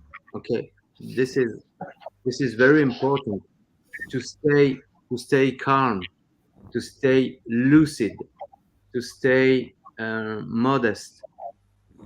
A success is the audience make the success. You don't make a success. You write a fucking book, but the audience says, this is a huge book. Yeah, this is a big book. But when I'm alone in the morning, I sit in my chair and I switch on the computer. I don't say to myself, no, it's the day to make a success. No, I don't say that. I say just, well, let's go to another story. And this is your job. This is your. You have to be modest. When success comes, it's great. It's great because you have money. You have people that say, yeah, great job. But it's it's like fashion, Mm-hmm. And fashion is traitor, is very traitor. Let me give you an example. I wear a leather jacket since I was 16, and sometimes leather jacket is fashion. This year, I see a lot of young girls, barely 18, 20 years, wearing leather jacket like mine. And I said, what's happened? What's happened? Oh, suddenly everybody's wearing a leather jacket. Last year, there was nobody with leather jacket. And next year, nobody. So success is like fashion, It's cyclic. It's a cycle, and maybe sometimes you got one, and sometimes you don't. So I'm not worried about this. I'm most worried. I'm about freedom. Freedom is the key word of this conversation, because an artist has to be free, and a success is, of course, more money, but it's a golden jail. You know, it's a golden jail. Don't know if you know it. Because you're a prisoner of what you did, and you owe something to the audience. I don't want to owe anything to anybody. But vulgarization is stable. You know, it's a method. I want to talk to you. I want you to understand what I do. I want you to understand what I say. This is vulgarization. I want you to come with me. I don't want you to mystify. I don't want to mystify you. And this is the opposite of the fashion way. You know, fashion is mystification. So the example with the leather jacket is good. Really good. Então, o Eric diz que não sabe, que começou a sua carreira sem sucesso, que tentou sempre ter mais ou menos a mesma abordagem. Agora, que o sucesso é uma coisa que vai e que vem. O que é que ele tem como convicção? O que é que ele sabe? Que quando temos sucesso, não somos nós 100% responsáveis por esse sucesso. Há que ficar calmo, há que ficar lúcido, grounded, portanto, modesto, porque o sucesso vem do público. Portanto, ele diz que não se senta ao computador e que vai escrever, hoje é o dia que vou escrever e ter sucesso. Não. Ele diz que vou partir para outra história, vou iniciar outra história. Portanto, e deu o exemplo da moda, que eu acho que é um exemplo bastante bom. Portanto, ele diz que usa casaco de cabedal desde os 16 anos e que este ano é moda o casaco de cabedal. Portanto, vê miúdas com a mesma idade que ele tinha quando começou a usar, miúdas de 16 anos, a usar casaco de cabedal. Pronto, lá está. A moda é uma coisa cíclica, ingrata, extremamente traiçoeira, vai e vem. E ele diz que a tónica para ele, a palavra-chave, a keyword, continua a ser a liberdade. O artista tem que ser livre. E que ao outro lado do sucesso, que é perigoso, que é o sucesso tornar-se uma gaiola dourada. Ou seja, ficar preso, ficar agarrado ao sucesso. Por isso opta sempre, porque acha que é o modo mais genuíno, é o estilo dele, é o modo como ele acha que pode chegar a mais pessoas, de continuar a usar a técnica narrativa da vulgarização, como ele lhe chama, que é abordar os assuntos do modo mais simples possível para atingir o maior número de pessoas possível. A vulgarização não no sentido banal da apreciativo, não, no sentido sim, uma da franja maior. Eu estou preocupado com o Paulo Borges, aí que ele está caladinho, e ele tem que mostrar, ele queria mostrar algumas coisas, não sei se ele está me ouvindo. Você tem algumas coisas para mostrar, porque assim, você chegou aí na segunda-feira, o Corbeyran foi gentilíssimo contigo, com você e sua família, e você está hospedado na casa dele. E aí, tem uma outra coisa que você faz que eu aprecio muito, adoro, a gente já conversou sobre isso na live, que é você pintar com vinho. Isso era uma novidade para ele, para o Eric? Fala um pouquinho sobre essas coisas que você fez aí quando você chegou, o presente que você deu para ele. Se calhar mostrar primeiro, para introduzir o tema. Exatamente. Mostra lá, Paulo. Vou pegar. Se faz favor. Está longe? Não, está aqui do lado. Bom, primeiro de tudo, eu quero avisar aí para a audiência brasileira e portuguesa de que essa live é um pouco mais concentrada no trabalho do Eric. porque até eu tive já uma oportunidade de expor a respeito do meu trabalho, falar um pouco do meu trabalho, uma outra live dos quadrinhos, que durou umas 3 horas, e eu falei o tempo todo, então, dessa vez... Eu estou preocupado, inclusive, com o horário, que eu não quero exagerar com o Corbeyran. Com o Corbeyran, você pode ficar de boa, que assim não tem problema se estender um pouco mais, é que realmente a gente tem vários conteúdos para mostrar, provavelmente perguntas do Pedro Bolsa também, que é um expert em mercado franco-belga e tal, mas eu queria pontuar umas coisas antes. Primeiro de tudo, eu acho que essa live está acontecendo em função de uma experiência que eu tive na live dos quadrinhos e que foi assistida pelo Paulo Monteiro. E o Paulo Monteiro, quando assistiu a minha live, imediatamente me fez o convite para participar, né, me convidou para a exposição da Beja BD, né, do Festival Internacional de Banda Desenhada de Portugal. E olha que curioso, quando todos os anos, né, tirando esse período de pandemia, quando ocorreu, né, todo mundo sabe a história aí da pandemia, justamente quando ele fez o convite no ano de 2020, o fatídico início do ano de 2020, ele fez, na verdade, no final de 2019. Início de 2019 ele fez o convite quando eu participei da live dos quadrinhos. Então, tudo isso está acontecendo por conta da live dos quadrinhos que foi feita comigo sobre a minha carreira em 2019. Por quê?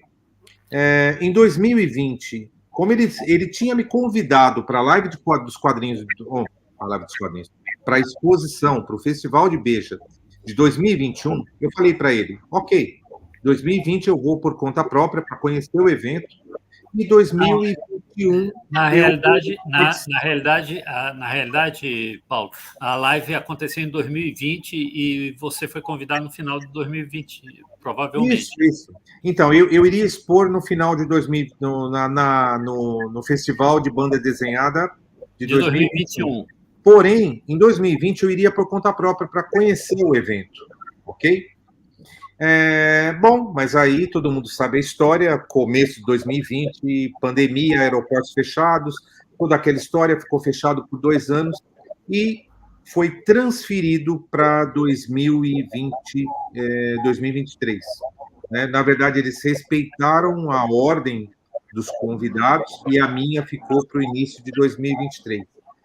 Na ocasião, quando o Paulo Monteiro, né, eu sei que não tem tanto a ver com esse assunto, mas eu acho legal pontuar por que está tudo isso acontecendo agora.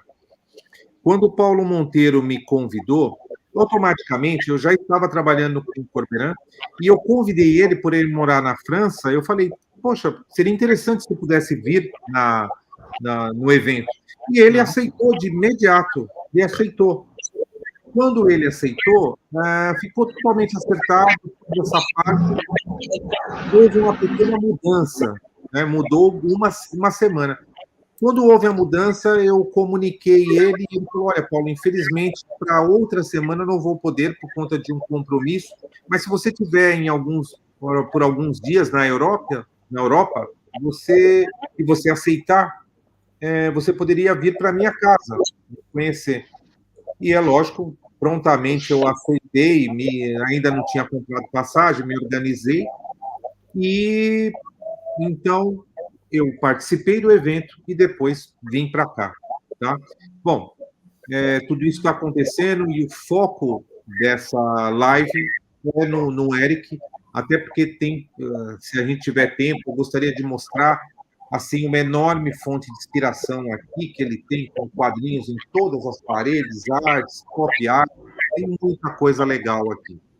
E, para quem quiser entender, eu não vou me estender muito nessa parte, a pintura com vinho foi algo que começou a acontecer logo quando eu mudei para Jundiaí, chamada a terra do vinho, pelo menos ali na região interiorana de São Paulo, e eu já tinha desenvolvido uma técnica para pintar com vinho, né? Bom, Dito isso, já determinado que eu iria primeiro para Portugal e depois iria visitar o Corbeyran, aqui é a terra, aqui é a terra da uva, aqui é a festa da uva. Aqui bebe-se vinho, degusta-se um bom vinho o tempo todo. Vou dar um exemplo. Enquanto a live está rolando, eu estou levemente embriagado. O tempo todo tomando vinho aqui, mas um vinho de ótima qualidade. Ok, agora para. Você pode fazer desfeita. Agora aí, pode mostrar aí. Como eu já tinha uma experiência de pintura com vinho, eu falei, poxa, eu vou levar alguns presentes. Eu tenho uma página de quadrinhos do projeto que a gente está fazendo, tem um sketch que eu fiz para ele aqui.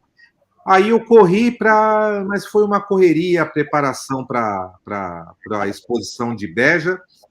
E hospedado em Portugal, eu comprei um vinho português tinto e um branco, e eu pintei, fiz questão de presenteá-lo com uma pintura feita com vinho dele e da esposa dele. Eu vou tentar mostrar aqui. Tá? Aqui. Na verdade, eu peguei referências na internet, foto dele, da esposa dele. Essa referência dele aqui é completamente diferente. Ele está com os amigos, ela está numa outra situação, e eles são extremos apreciadores de vinho. Eu tenho postado aqui nas redes sociais. Ele tem uma adega, ele tem o escritório dele. Ao lado do escritório tem um espaço, um salão de jogos, e ele tem uma adega no subsolo, totalmente climatizada, tal, com um acesso automatizado para você descer ali. E ele tem uma coleção enorme de vinho, é um extremo conhecedor. Então, com um modesto vinho português aqui, eu pintei uma arte dele e da esposa dele. Eles ficaram muito contentes, e foi muito bacana. Né? Ontem ele nos levou para os chateaus, foi uma experiência muito enriquecedora. Até porque, Ucha, aqui na região existem festivais que eu ainda não entendi bem, talvez eu vá embora sem entender melhor isso, mas existem festival de PD e vinho. Talvez ele possa explicar melhor. Então faça essa pergunta a ele. Depois. Mas mostra aí o outro desenho que você fez. Ah, tá. Aí, como eu estou aqui livre, ele super gentil com a esposa dele nos recebendo. Bom, aqui a parada é o seguinte: vinho, música, rock do bom e muita inspiração para tudo quanto é lado. Ele é um fã de Motorhead, então eu fiz essa arte para ele. Enquanto eu estava aqui à toa... Espera aí, deixa eu voltar assim. Ah, mas pode aproximar. Tá. Bacana. Motorhead, singer, Lemmy. Mister. Eu fiz um detalhe do Lemmy, não sou muito bom caricaturista. Não, mas olha, o teu Lemmy está muito bom. Sim. Foi até mais fácil do que desenhar ele. Fizeste verruga. Desenhar o Eric. E aí eu fiz essa brincadeira aqui. Porque ele é muito fã de rock em geral, então a gente, na verdade, está aqui também discutindo um pouco sobre projetos futuros de quadrinhos, o projeto que está em andamento. Eu trouxe algumas páginas que, inclusive, eu mostrei na live dos quadrinhos, e eu também presenteei ele com essa página, que é a página do projeto que estamos fazendo, um original. Até porque, puxa, se a gente tiver tempo depois para mostrar, todas as paredes aqui são forradas de quadrinhos, filmes, de tudo quanto é tipo, B-movies, muitos filmes interessantes, e quadrinhos originais de quadrinhos também. É cultura pop para tudo quanto é lado, até dentro do banheiro tem. Vou mostrar a página, uma das páginas do projeto que a gente está fazendo, e eu vou presenteá-lo com um original. Quem faz as cores, Paulo? As cores, no momento, já foram aprovadas, tá? Um teste já foi aprovado.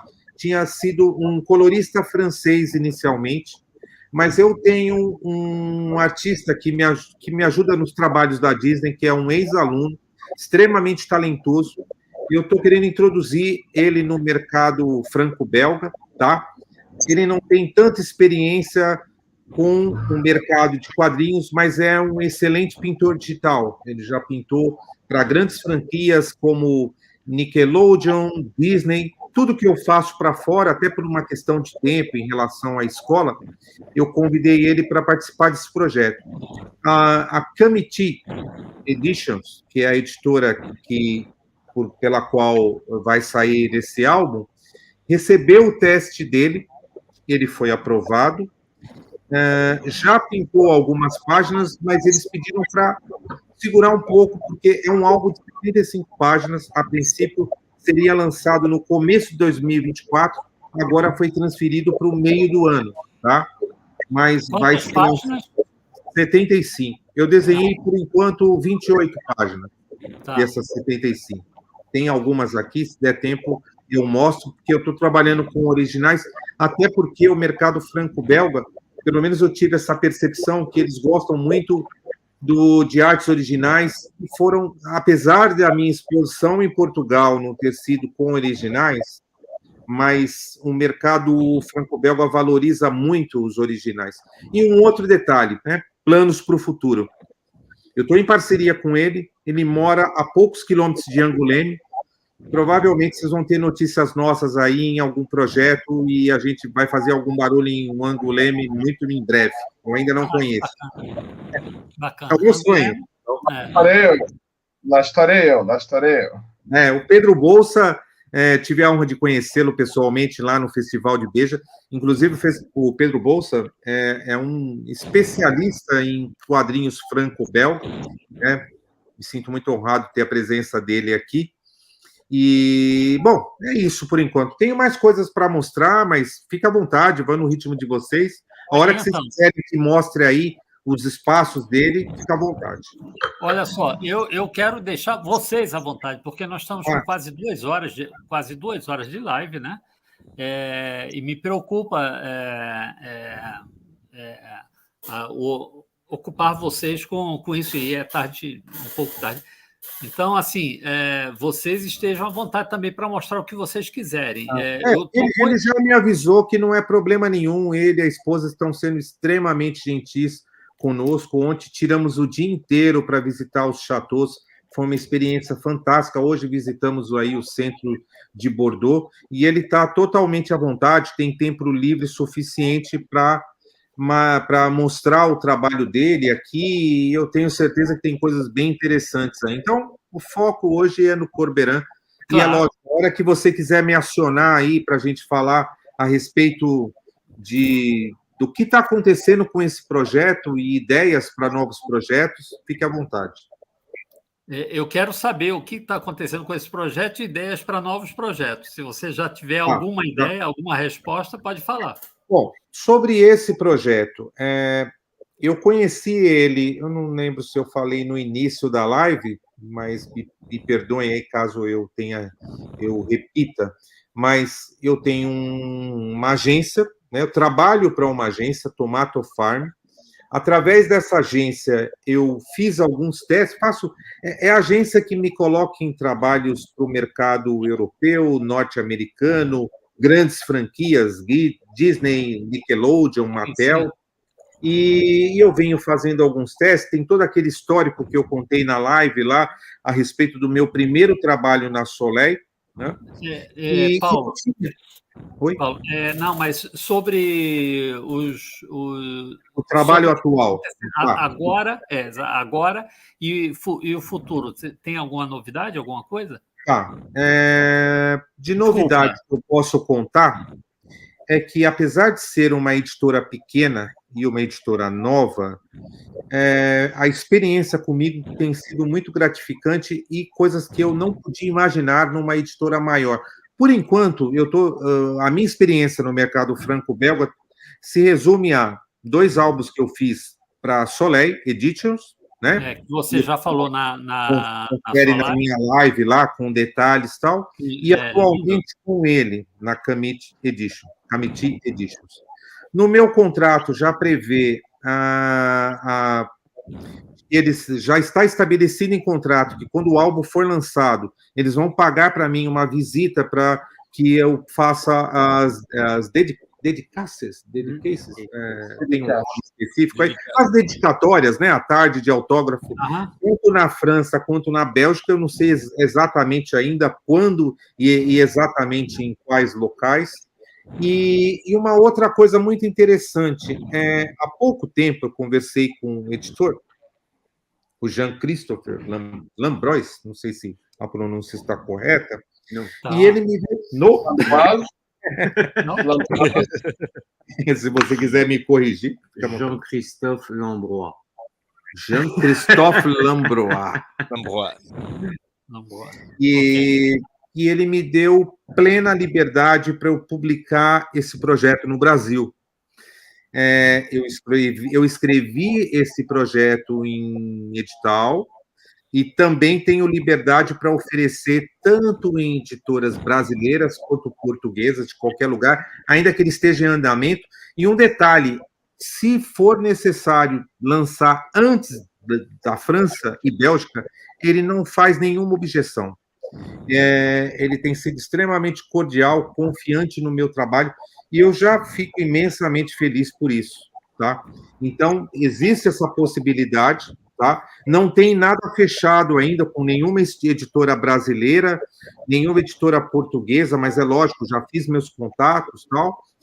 E aproveitando a minha visita aqui, nós, entre uma partida de sinuca, bebida e muito vinho, nós estamos conversando sobre um próximo projeto onde ele quer que eu passe detalhes do que eu acho mais interessante para a gente trabalhar, até porque o Corbeyran, por todo o histórico dele, ele tem acesso a todas as grandes editoras franco-belgas.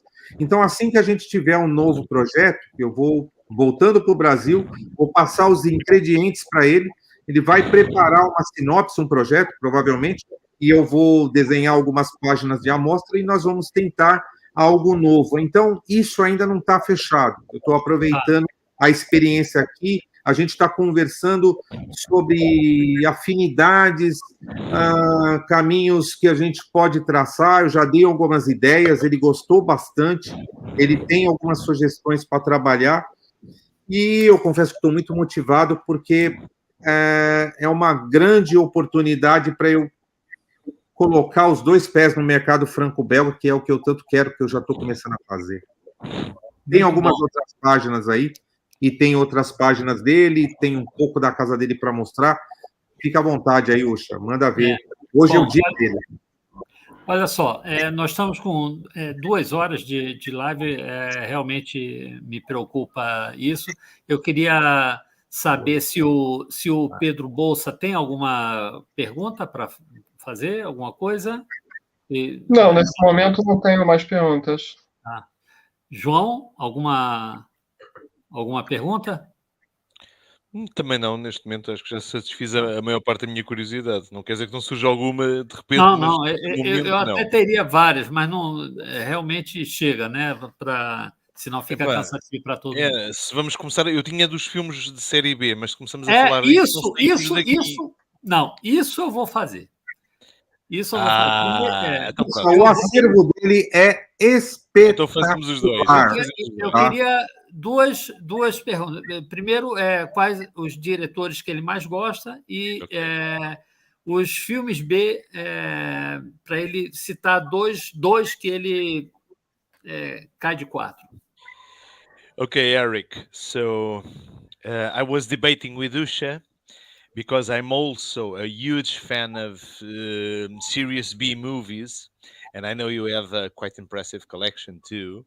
And Usha, we were debating if we have the time or if we don't have the time to aboard to approach this subject. But Usha is asking if you have some directors that you have like a reference in the Series B movies, And if you would like to name like a pair of them that you love the most or that have influenced you in some way, something like that. Yes, of course. We we can do name dropping, or we can do something deep, but B B movies is my uh, how can I say, is my favorite ones, because my work is without pretension. Uh, uh, I hope everybody understand that. Hmm. I don't work with pretension. I don't pretend anything. So the movie that I prefer is movie without pretension, and B movie are sometimes boring at the at a level unimaginable. But sometimes it's great, but all the time it's without pretension.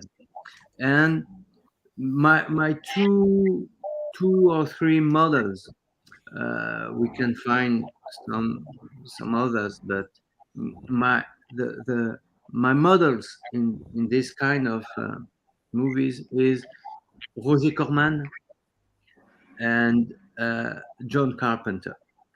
And we can find other, because there is a lot of people that make film with their hands and their heart and the stomach, like Ray Harryhausen. And yes, with those three names, you have the you have many pictures that that pops into your head. Uh, but I think my masters are Roger Corman and John Carpenter. Ray Harryhausen is a great artist. I show you yesterday. I show Polo a book that I bought in a in a bookshop in New York. It was an amazing book about the graphic art of Ray Harryhausen, which is the master of the special effect for Sinbad, for Shock of Titan, for all the movie in the 70s. It was amazing, and the art of Ray Harryhausen is just inspiring. But there is other, and today B movies is kind of disappear.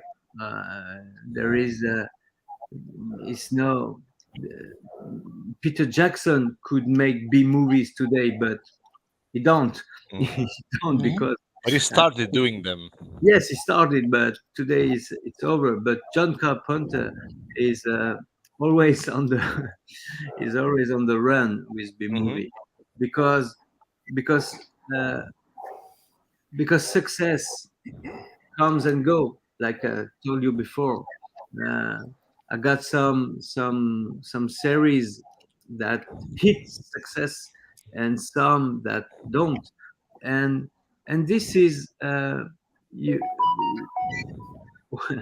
telephone. when when you when you have success, you learn something, of course, but but you mostly learn that you're right. When you have a great success, what does the audience tells you? The audience tells you you're right, and this is good. Well, I'm right. Yes.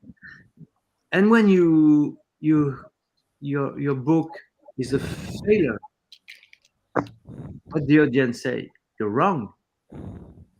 And when the people always say you're right, you're right, you're right, you're right, you finish by your head explodes with I'm right, I'm a genius, I'm a fucking genius. But when, as me, as John Carpenter, as Roger Corman, you got success and you get failure and you get another success and another failure, then the audience say, you're right or wrong, you're right or wrong, you're right or wrong. Okay, whoa, whoa, whoa, whoa, whoa, whoa. This is, calm down, calm down. So maybe I'm right, maybe sometimes I'm wrong. Okay. And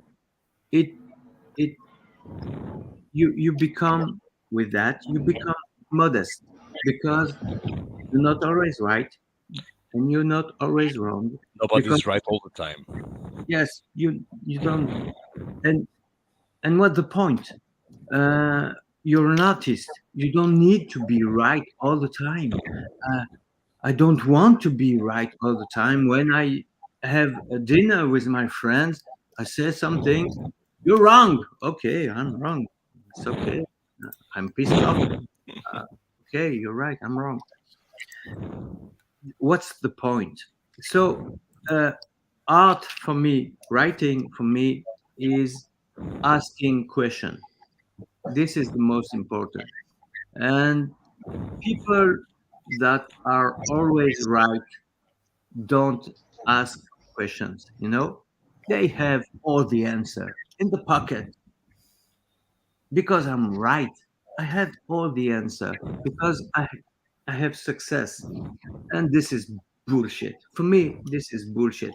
You have those artists which are always right. They live in a ivory tower, you know.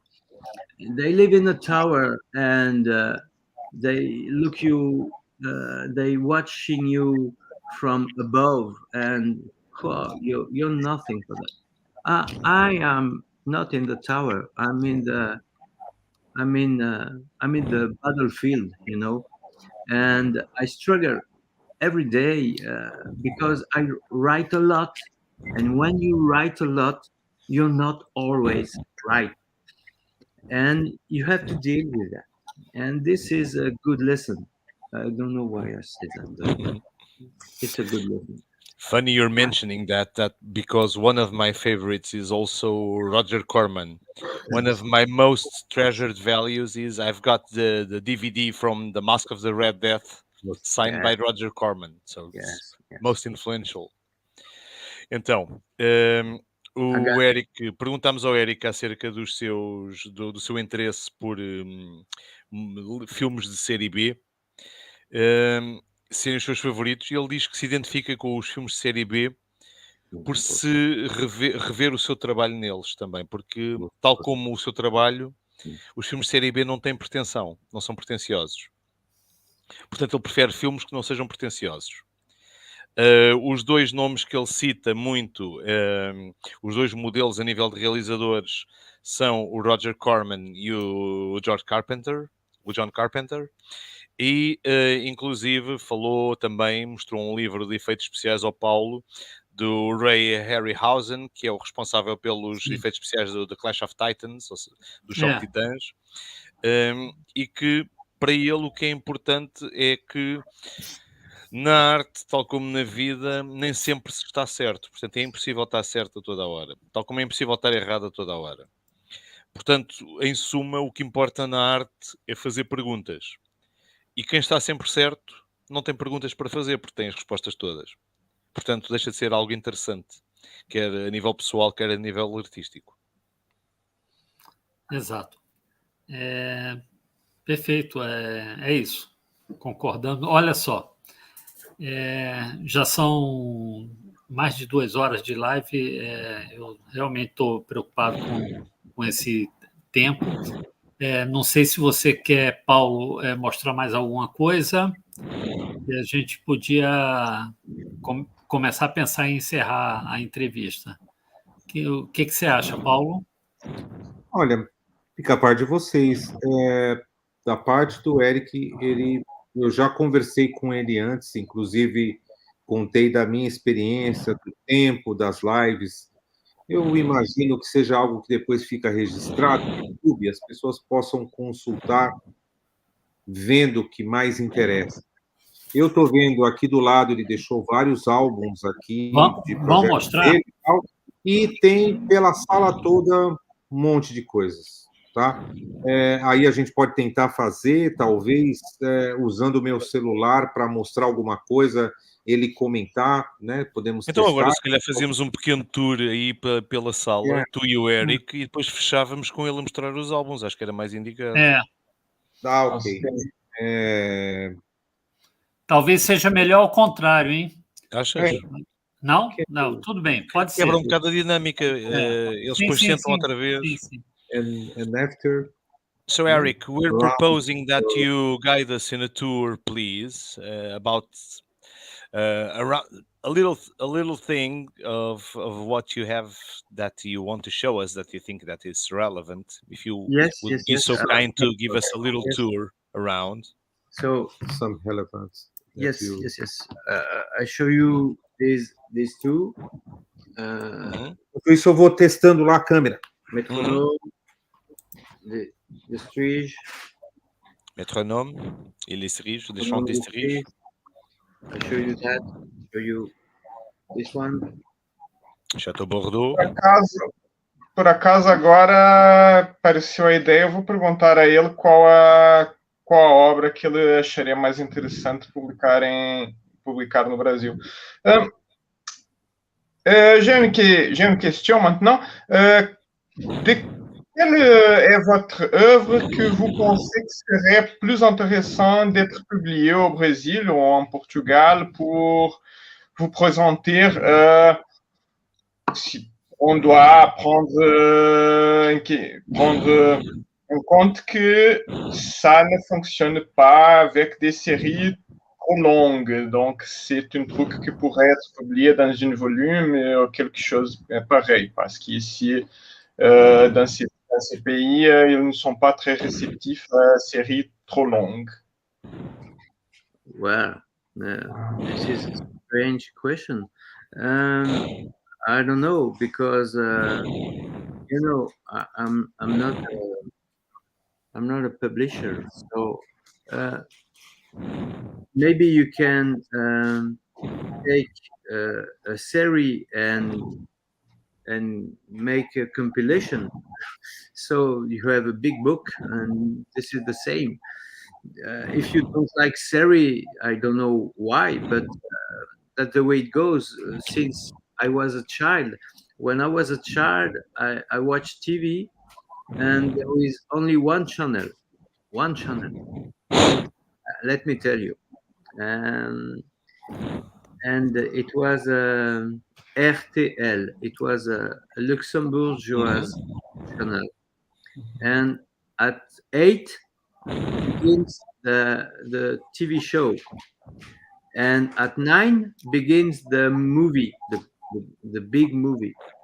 Then my parents allow me to watch the TV show, and it was Au Pays des Géants, it was Le Nautilus, it was always B series. It was awesome, and my culture feed on this.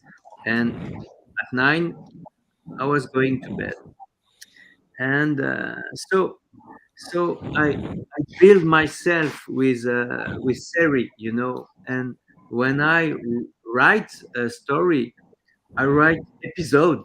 I don't want the story to get to head to an end. I want the story to go on. This is my DNA, and so I try to do some books like Lombok, the man goat, I think, the man goat. Yes. This is a horror story, very realistic, with chapters, and very great. Uau, Yes, this is Lindo. awesome. muito bom. Yes, it's remarkable. Very Yes. good. And so we try to adapt to a market. The market says, what does the market says? The market says enough with long stories. But what does it say? Enough with long story on long time. But Mhm. this is a long story, but you can read it in one night. So this is always a long story with many chapters. So the audience and the market is a tyrant, is a tyrant, and I'm just a guy who writes story, and so I try to adapt myself. This book could be published with 3 or 4 episodes, but we choose to publish it in one shot because of the market, because of the audience. But this is not very different for me because the story is a story. So this is another story, no future. Future. It's great. It's you can do three books with that. Nice. Yeah. But the situation is, I understand that most of the public rather prefer long series, but they rarely risk buying series they know they will be long. Yes, There's a paradox here. yeah. I understand what you say. It's a feedback from the audience. But should I adapt myself, or should I go on with what I know? I know what to do. I don't know. I'm not a specialist, but I try to be free. And freedom leads me to some things to do, and I don't want a publisher told me what to do. I don't want the audience to tell me what to do. But what do I have to do? Do I have to adapt myself, or do I have to disappear, or I don't know. This is a very important question. It seems to be not important, but it is, because the audience is could be tyrannic. We don't want that. We want this. So what can I do? I wear a leather jacket. If you don't like weather jacket, so fuck off. I think you've got the answer for that, Eric. Because from what I've got to know from you from this interview, you won't adapt unless you need to, unless it's extremely necessary. So I think you'll stay true to what you believe, and you'll stay true to what your vision of the world and the art is, and your art is. And unless you're obliged to, in extreme consequences, to adapt, you won't adapt. But that's my opinion. Yes, yeah, but thank you to say that, because sometimes I'm very confused, because it's not creative questions. It's marketing questions. Logistic. Yes. a big book or a series is just an economical question, and I don't know what to answer. But Pedro, you're right. You're right. We have to ask ourselves the question: if the audience is not here anymore, what would we do? Because we work for the audience, so we try to adapt. We try to do what we want. We try, and but who's right? I don't know. I don't know. Maybe I'm a little confused by now, because the market is very complicated at the moment. With the publisher doesn't know where it goes. The audience turns to other mediums like video games, TV shows like Game of Thrones, the and comic books become like they want documentary. They want to talk about social problems, and we became like a magazine, like a press magazine. We have to talk about things that concern people, but I don't want to talk about that. I want to make people dream. I want to make people please.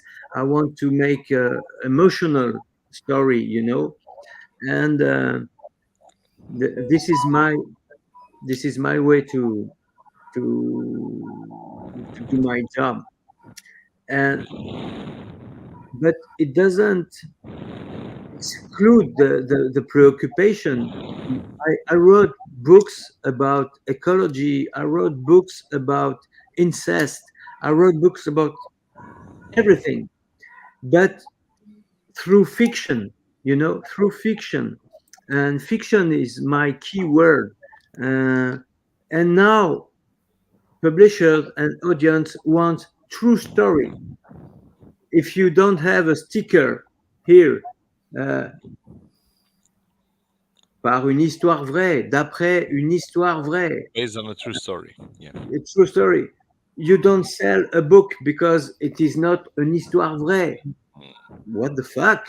I don't have a true story to tell you. I just have my imagination. So listen to me. Listen to me. It will be a nice trip. And I dream about a book with a sticker here by a not true story. This is what I dream. Very good. Very good. I didn't find yet the publisher that have the balls to do that, but I'm looking for. But at the end of the, I would close this subject with a question too. At the end of the day, is it the artist's work to worry about that? No, that's the publisher's work. That's the editor's work. Yes. It's not your work. No, The no. artist shouldn't be concerned about that. It should be part of the editor's work. Okay. And that's the difference between, as a known and very influential editor here in Portugal, Mário de Freitas, says, it's the difference between a publisher and an editor. Yeah. Publisher is to publish something. Mm-hmm. And the work of an editor is far greater, is far more elaborated. And it passes to measure the pulse of the public. What does the public want? What's the demand? Okay. So, in my humble opinion, that shouldn't be over the shoulders of the artist. It shouldn't be a concern of the artist. I understand, and you're absolutely right, Joe. But you know how it works with when you have an anguish, you have to give it to someone else. Yeah. And it's like a heavy backpack. Oh, my backpack is very heavy. do you want to carry it for me? And It's the golden cage in another way. yes, Aham. that's the way the publisher do. They're giving you the backpack, very heavy, and they say it's your fault. It's your I feel fault. that. I Yeah. feel that. When a publisher says this, you don't sell your last book. Your last book is not a bestseller. It's awful seller. I say, well, I'm not selling book. This is not my job. I'm writing book. For God's sake, you are the one Do your job, please. who's supposed to sell book. Do your fucking job. And of course, it's hilarious, but it's true. They say you don't sell a book. I say I have no book to sell. I have a book to write, my friend. That's not my job. Yes, it's not I'm my sorry. job. It's yours. Do it. Agora, João, traduza tudo. Ui, Não precisa, não precisa. Uxa, fuzila-me. Gente, Maybe não, tá muito tranquilo para entender. Se você quiser só pontuar alguma coisa, tiver afim, João, pode falar. É assim, a pergunta do Pedro foi extremamente pertinente e baseava-se, no compromisso entre o que é pertinente para o mercado e o que é que se deseja, o que é que faz sucesso, e que é um pouco às vezes paradoxal, ou seja, as pessoas às vezes não querem uma coisa que continue ao longo de muito tempo, não querem uma série com continuação, mas por outro lado gostam de histórias grandes, digamos assim. E Na verdade, isso às vezes... Eles querem séries com continuação. O problema é que eles raramente se arriscam a comprar uma série muito longa. O público até pode querer, mas depois o editor tem renitência em investir numa série com continuação, por vários motivos. E o que o Eric estava a dizer é que se sente também um pouco às vezes preocupado com isso e punha também na forma de uma questão, ou seja, o que é que eu devo fazer? Devo-me adaptar ao mercado? Devo-me adaptar àquilo que o editor me diz? Ou devo manter o meu modo de contar as histórias, do modo como eu as envisiono, como eu as idealizo e manter-me fiel a isso? E eu respondi-lhe com uma pergunta a dizer que do pouco que tenho conhecido dele nesta entrevista e da sua maneira de ser, eu acho que ele só se vai adaptar se for extremamente necessário e se precisar disso para sobreviver. Pronto, porque no fim do dia todos precisamos pagar contas, não é? Sim. Portanto, se ele precisar de sobreviver, se for um caso extremo, sim, ele vai se adaptar. Caso contrário, eu acho que não, acho que ele não se vai adaptar. E depois estávamos a comentar, eu depois também enfatizei que, na minha opinião, isso devia ser o papel do editor. Não deve estar sobre os ombros do artista a preocupação com como é que se vai vender este livro, porque é que vai ser um sucesso, como é que vai ser feito, se vai ser uma continuação ou não. Isso é ao editor que deve competir, é uma das suas funções, medir o pulso do mercado, porque essa é parte do seu trabalho. E estava a dar o exemplo do que o Mário de Freitas muitas vezes diz, que há uma diferença muito grande entre publicadores e editores. O trabalho de editor é muito maior, vai muito além da publicação. A publicação é uma coisa, não menosprezando, relativamente fácil comparada com a edição. E acho que consegui picar um bocadinho o Eric, porque ele aí, a partir daí já estava a extrapolar um bocadinho, a dizer sim, que deve fazer a merda do seu trabalho, o editor, e não vou ser eu, fuck off, e coisas do género. Está vrai, Eric? Yeah, I heard fuck off. Enquanto vimos isso, vimos o Paulo percorrer a coleção de originais do Eric, tem uma bela coleção do Bernard Hogarth e André Cherry, que é o... Vocês conseguiram razoavelmente, porque eu estava com meu celular, não sabia nem se eu estava participando aí com alguma janelinha enquanto ele falava. Alguma coisa eu mostrei. E isso me chamou a atenção. Aqueles originais do Hogarth são originais ou são prints? São cópias? O João pode fazer. The originals from Tarzan. Usha is asking if they are real originals or if they are like some prints or You saw André Chéret, Raon originals. They are indeed originals because André was my friend, and I met him when I was a young author, and he invites me in the holidays at his place, and he offered me originals. So Raon page was original, and Tarzan is not original because I don't know Bernard, so it is a print.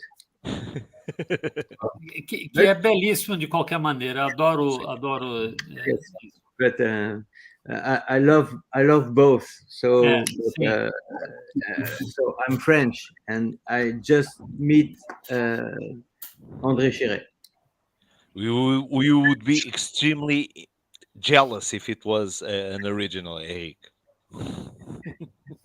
No, I'm not jealous. It makes me wonder one thing. If you love Tarzan so much and you love Rayhan so much, why don't you do a Jungle Kings style story too?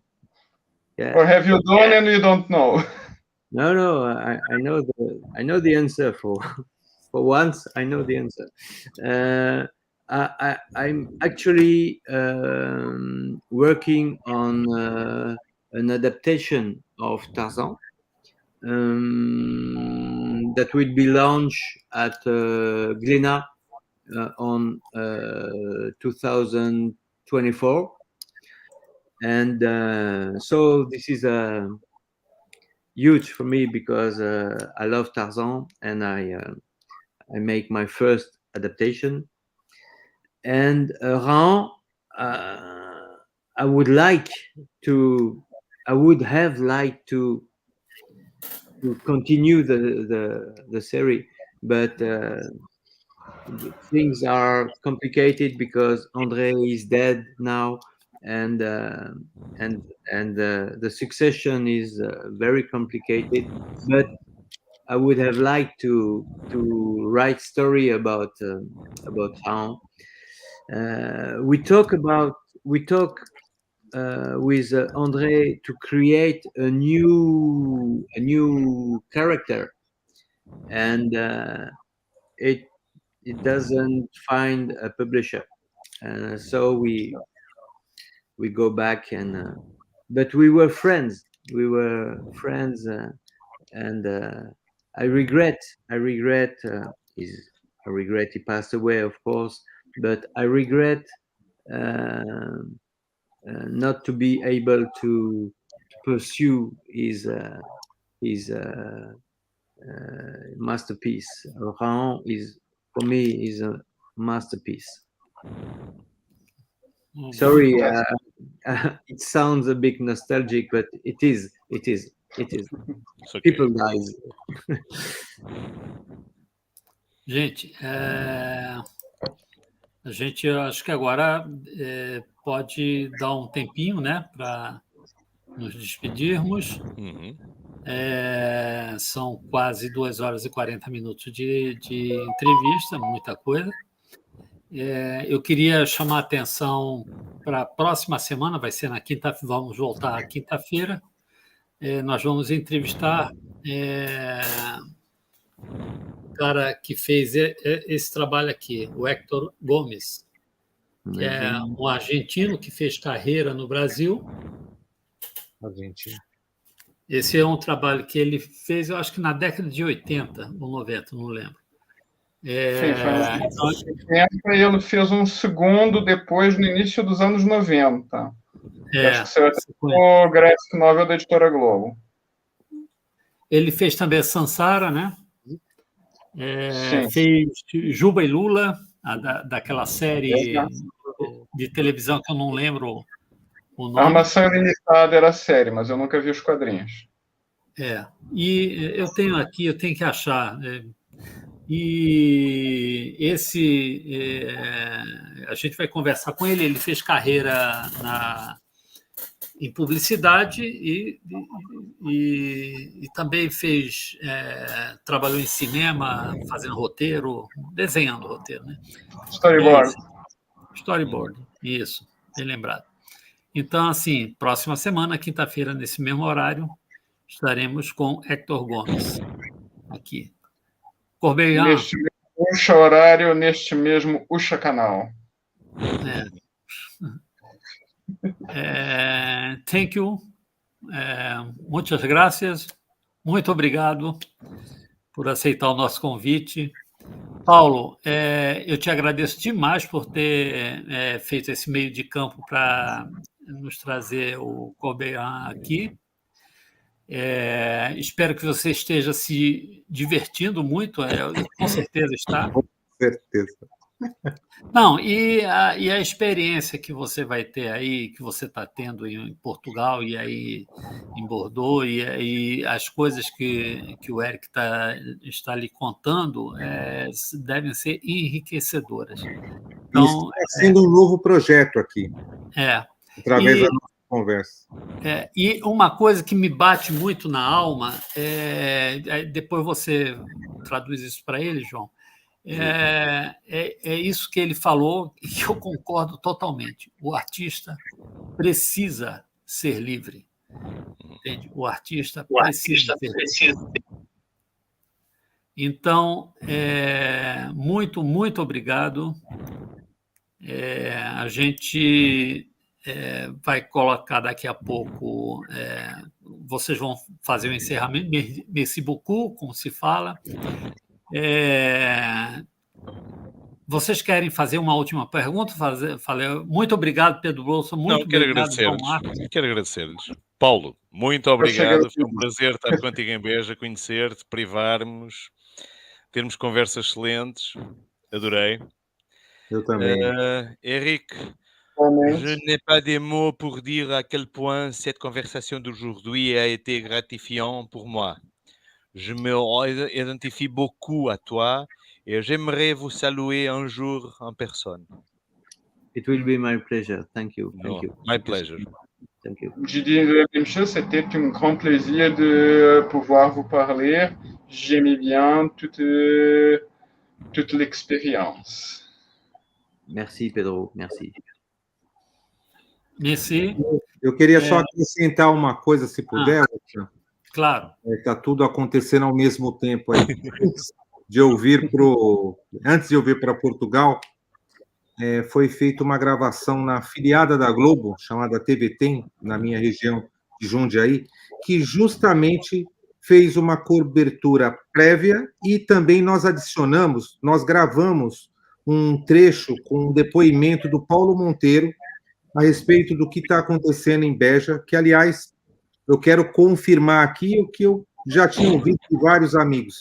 Beja é espetacular em termos de carinho, de cuidado com os artistas, e com toda a dificuldade que eles têm de poucos recursos, eles conseguem transformar isso num calor humano espetacular. Assim. Eu tenho muita coisa para contar, eu ando fazendo postagens do tipo, depois eu explico, porque eu tenho necessidade de apenas só pontuar algumas coisas, mas quando eu chegar em casa eu quero fazer posts, publicar vídeos e tal, e um pouco antes da minha viagem, foi gravado na minha escola, mas tem no meu perfil pessoal, Paulo Borges _art, um vídeo que foi editado para entrar em conjunto com um vídeo que a minha filha gravou com o Paulo Monteiro, mostrando um pouco do que é o Festival de Beja BD.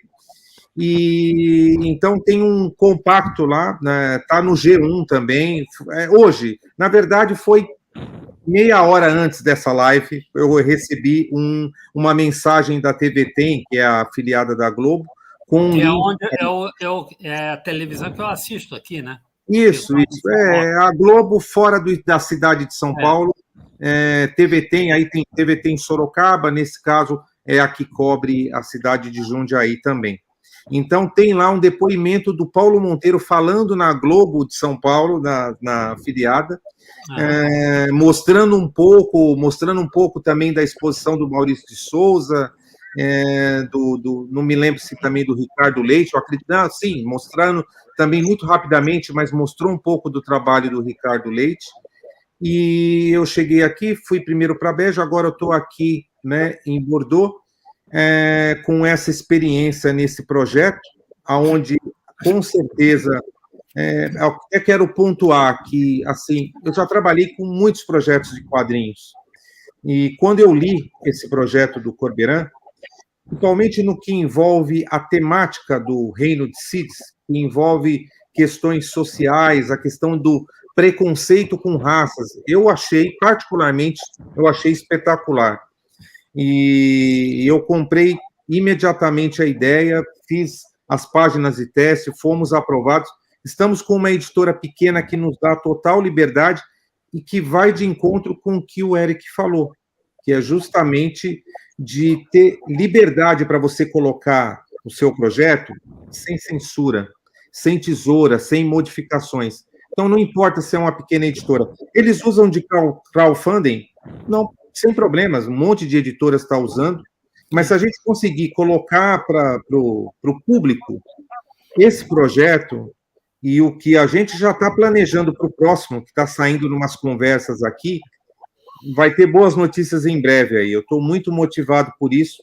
Eu tenho a agradecer, assim, eu tenho uma gratidão imensa pela live dos quadrinhos, porque tudo isso está acontecendo também. É lógico, tem a minha carreira, tem o meu estudo, tem o trabalho do Eric, mas, Ucha, você, a Ana e o Tony me colocaram definitivamente no jogo no mercado franco-belga, e foi quando o Paulo Monteiro assistiu a live comigo, que ele fechou comigo de vir para cá, e agora eu estou aqui em Bordeaux, enchendo a cara de vinho, comendo chocolate, jogando sinuca, ouvindo Led Zeppelin, tá maravilhoso. É uma experiência inigualável, cara. Então, a ver se te trazemos em breve a ti e ao Eric aqui ao Portugal, ao festival. Sim, fácil, ele só não veio por conta da mudança de data. Uhum. E eu quero trabalhar também para que ele venha para CCXP, algum outro evento, porque ele realmente tem um trabalho de muita qualidade. Uhum. Eu estou muito contente por tudo, muito obrigado a todos, é isso que eu tenho para falar. Donc, à voir si nous amenons Eric au festival à bientôt. À bientôt, les amis. Olha só, Plaisir, não há problema nenhum em lançar em crowdfunding. Breve, nós vamos lançar aqui o Cisco Kid em crowdfunding. Mas isso é outra história. Released in crowdfunding. So, Usha is saying there's no problem resorting to crowdfunding. No. It's a new age. I'll invest. Exatamente. Please, Paulo will send me the link to do it. Olha, eu vou colocar o encerramento da live. Por favor, não saiam daí. Fale isso com ele, por favor. Don't leave yet. Usha is going to release the ending of the live, and then we have a short after scenes just ourselves. Okay? Bye-bye. Um abração Obrigado a a todos por nos verem. Bye-bye.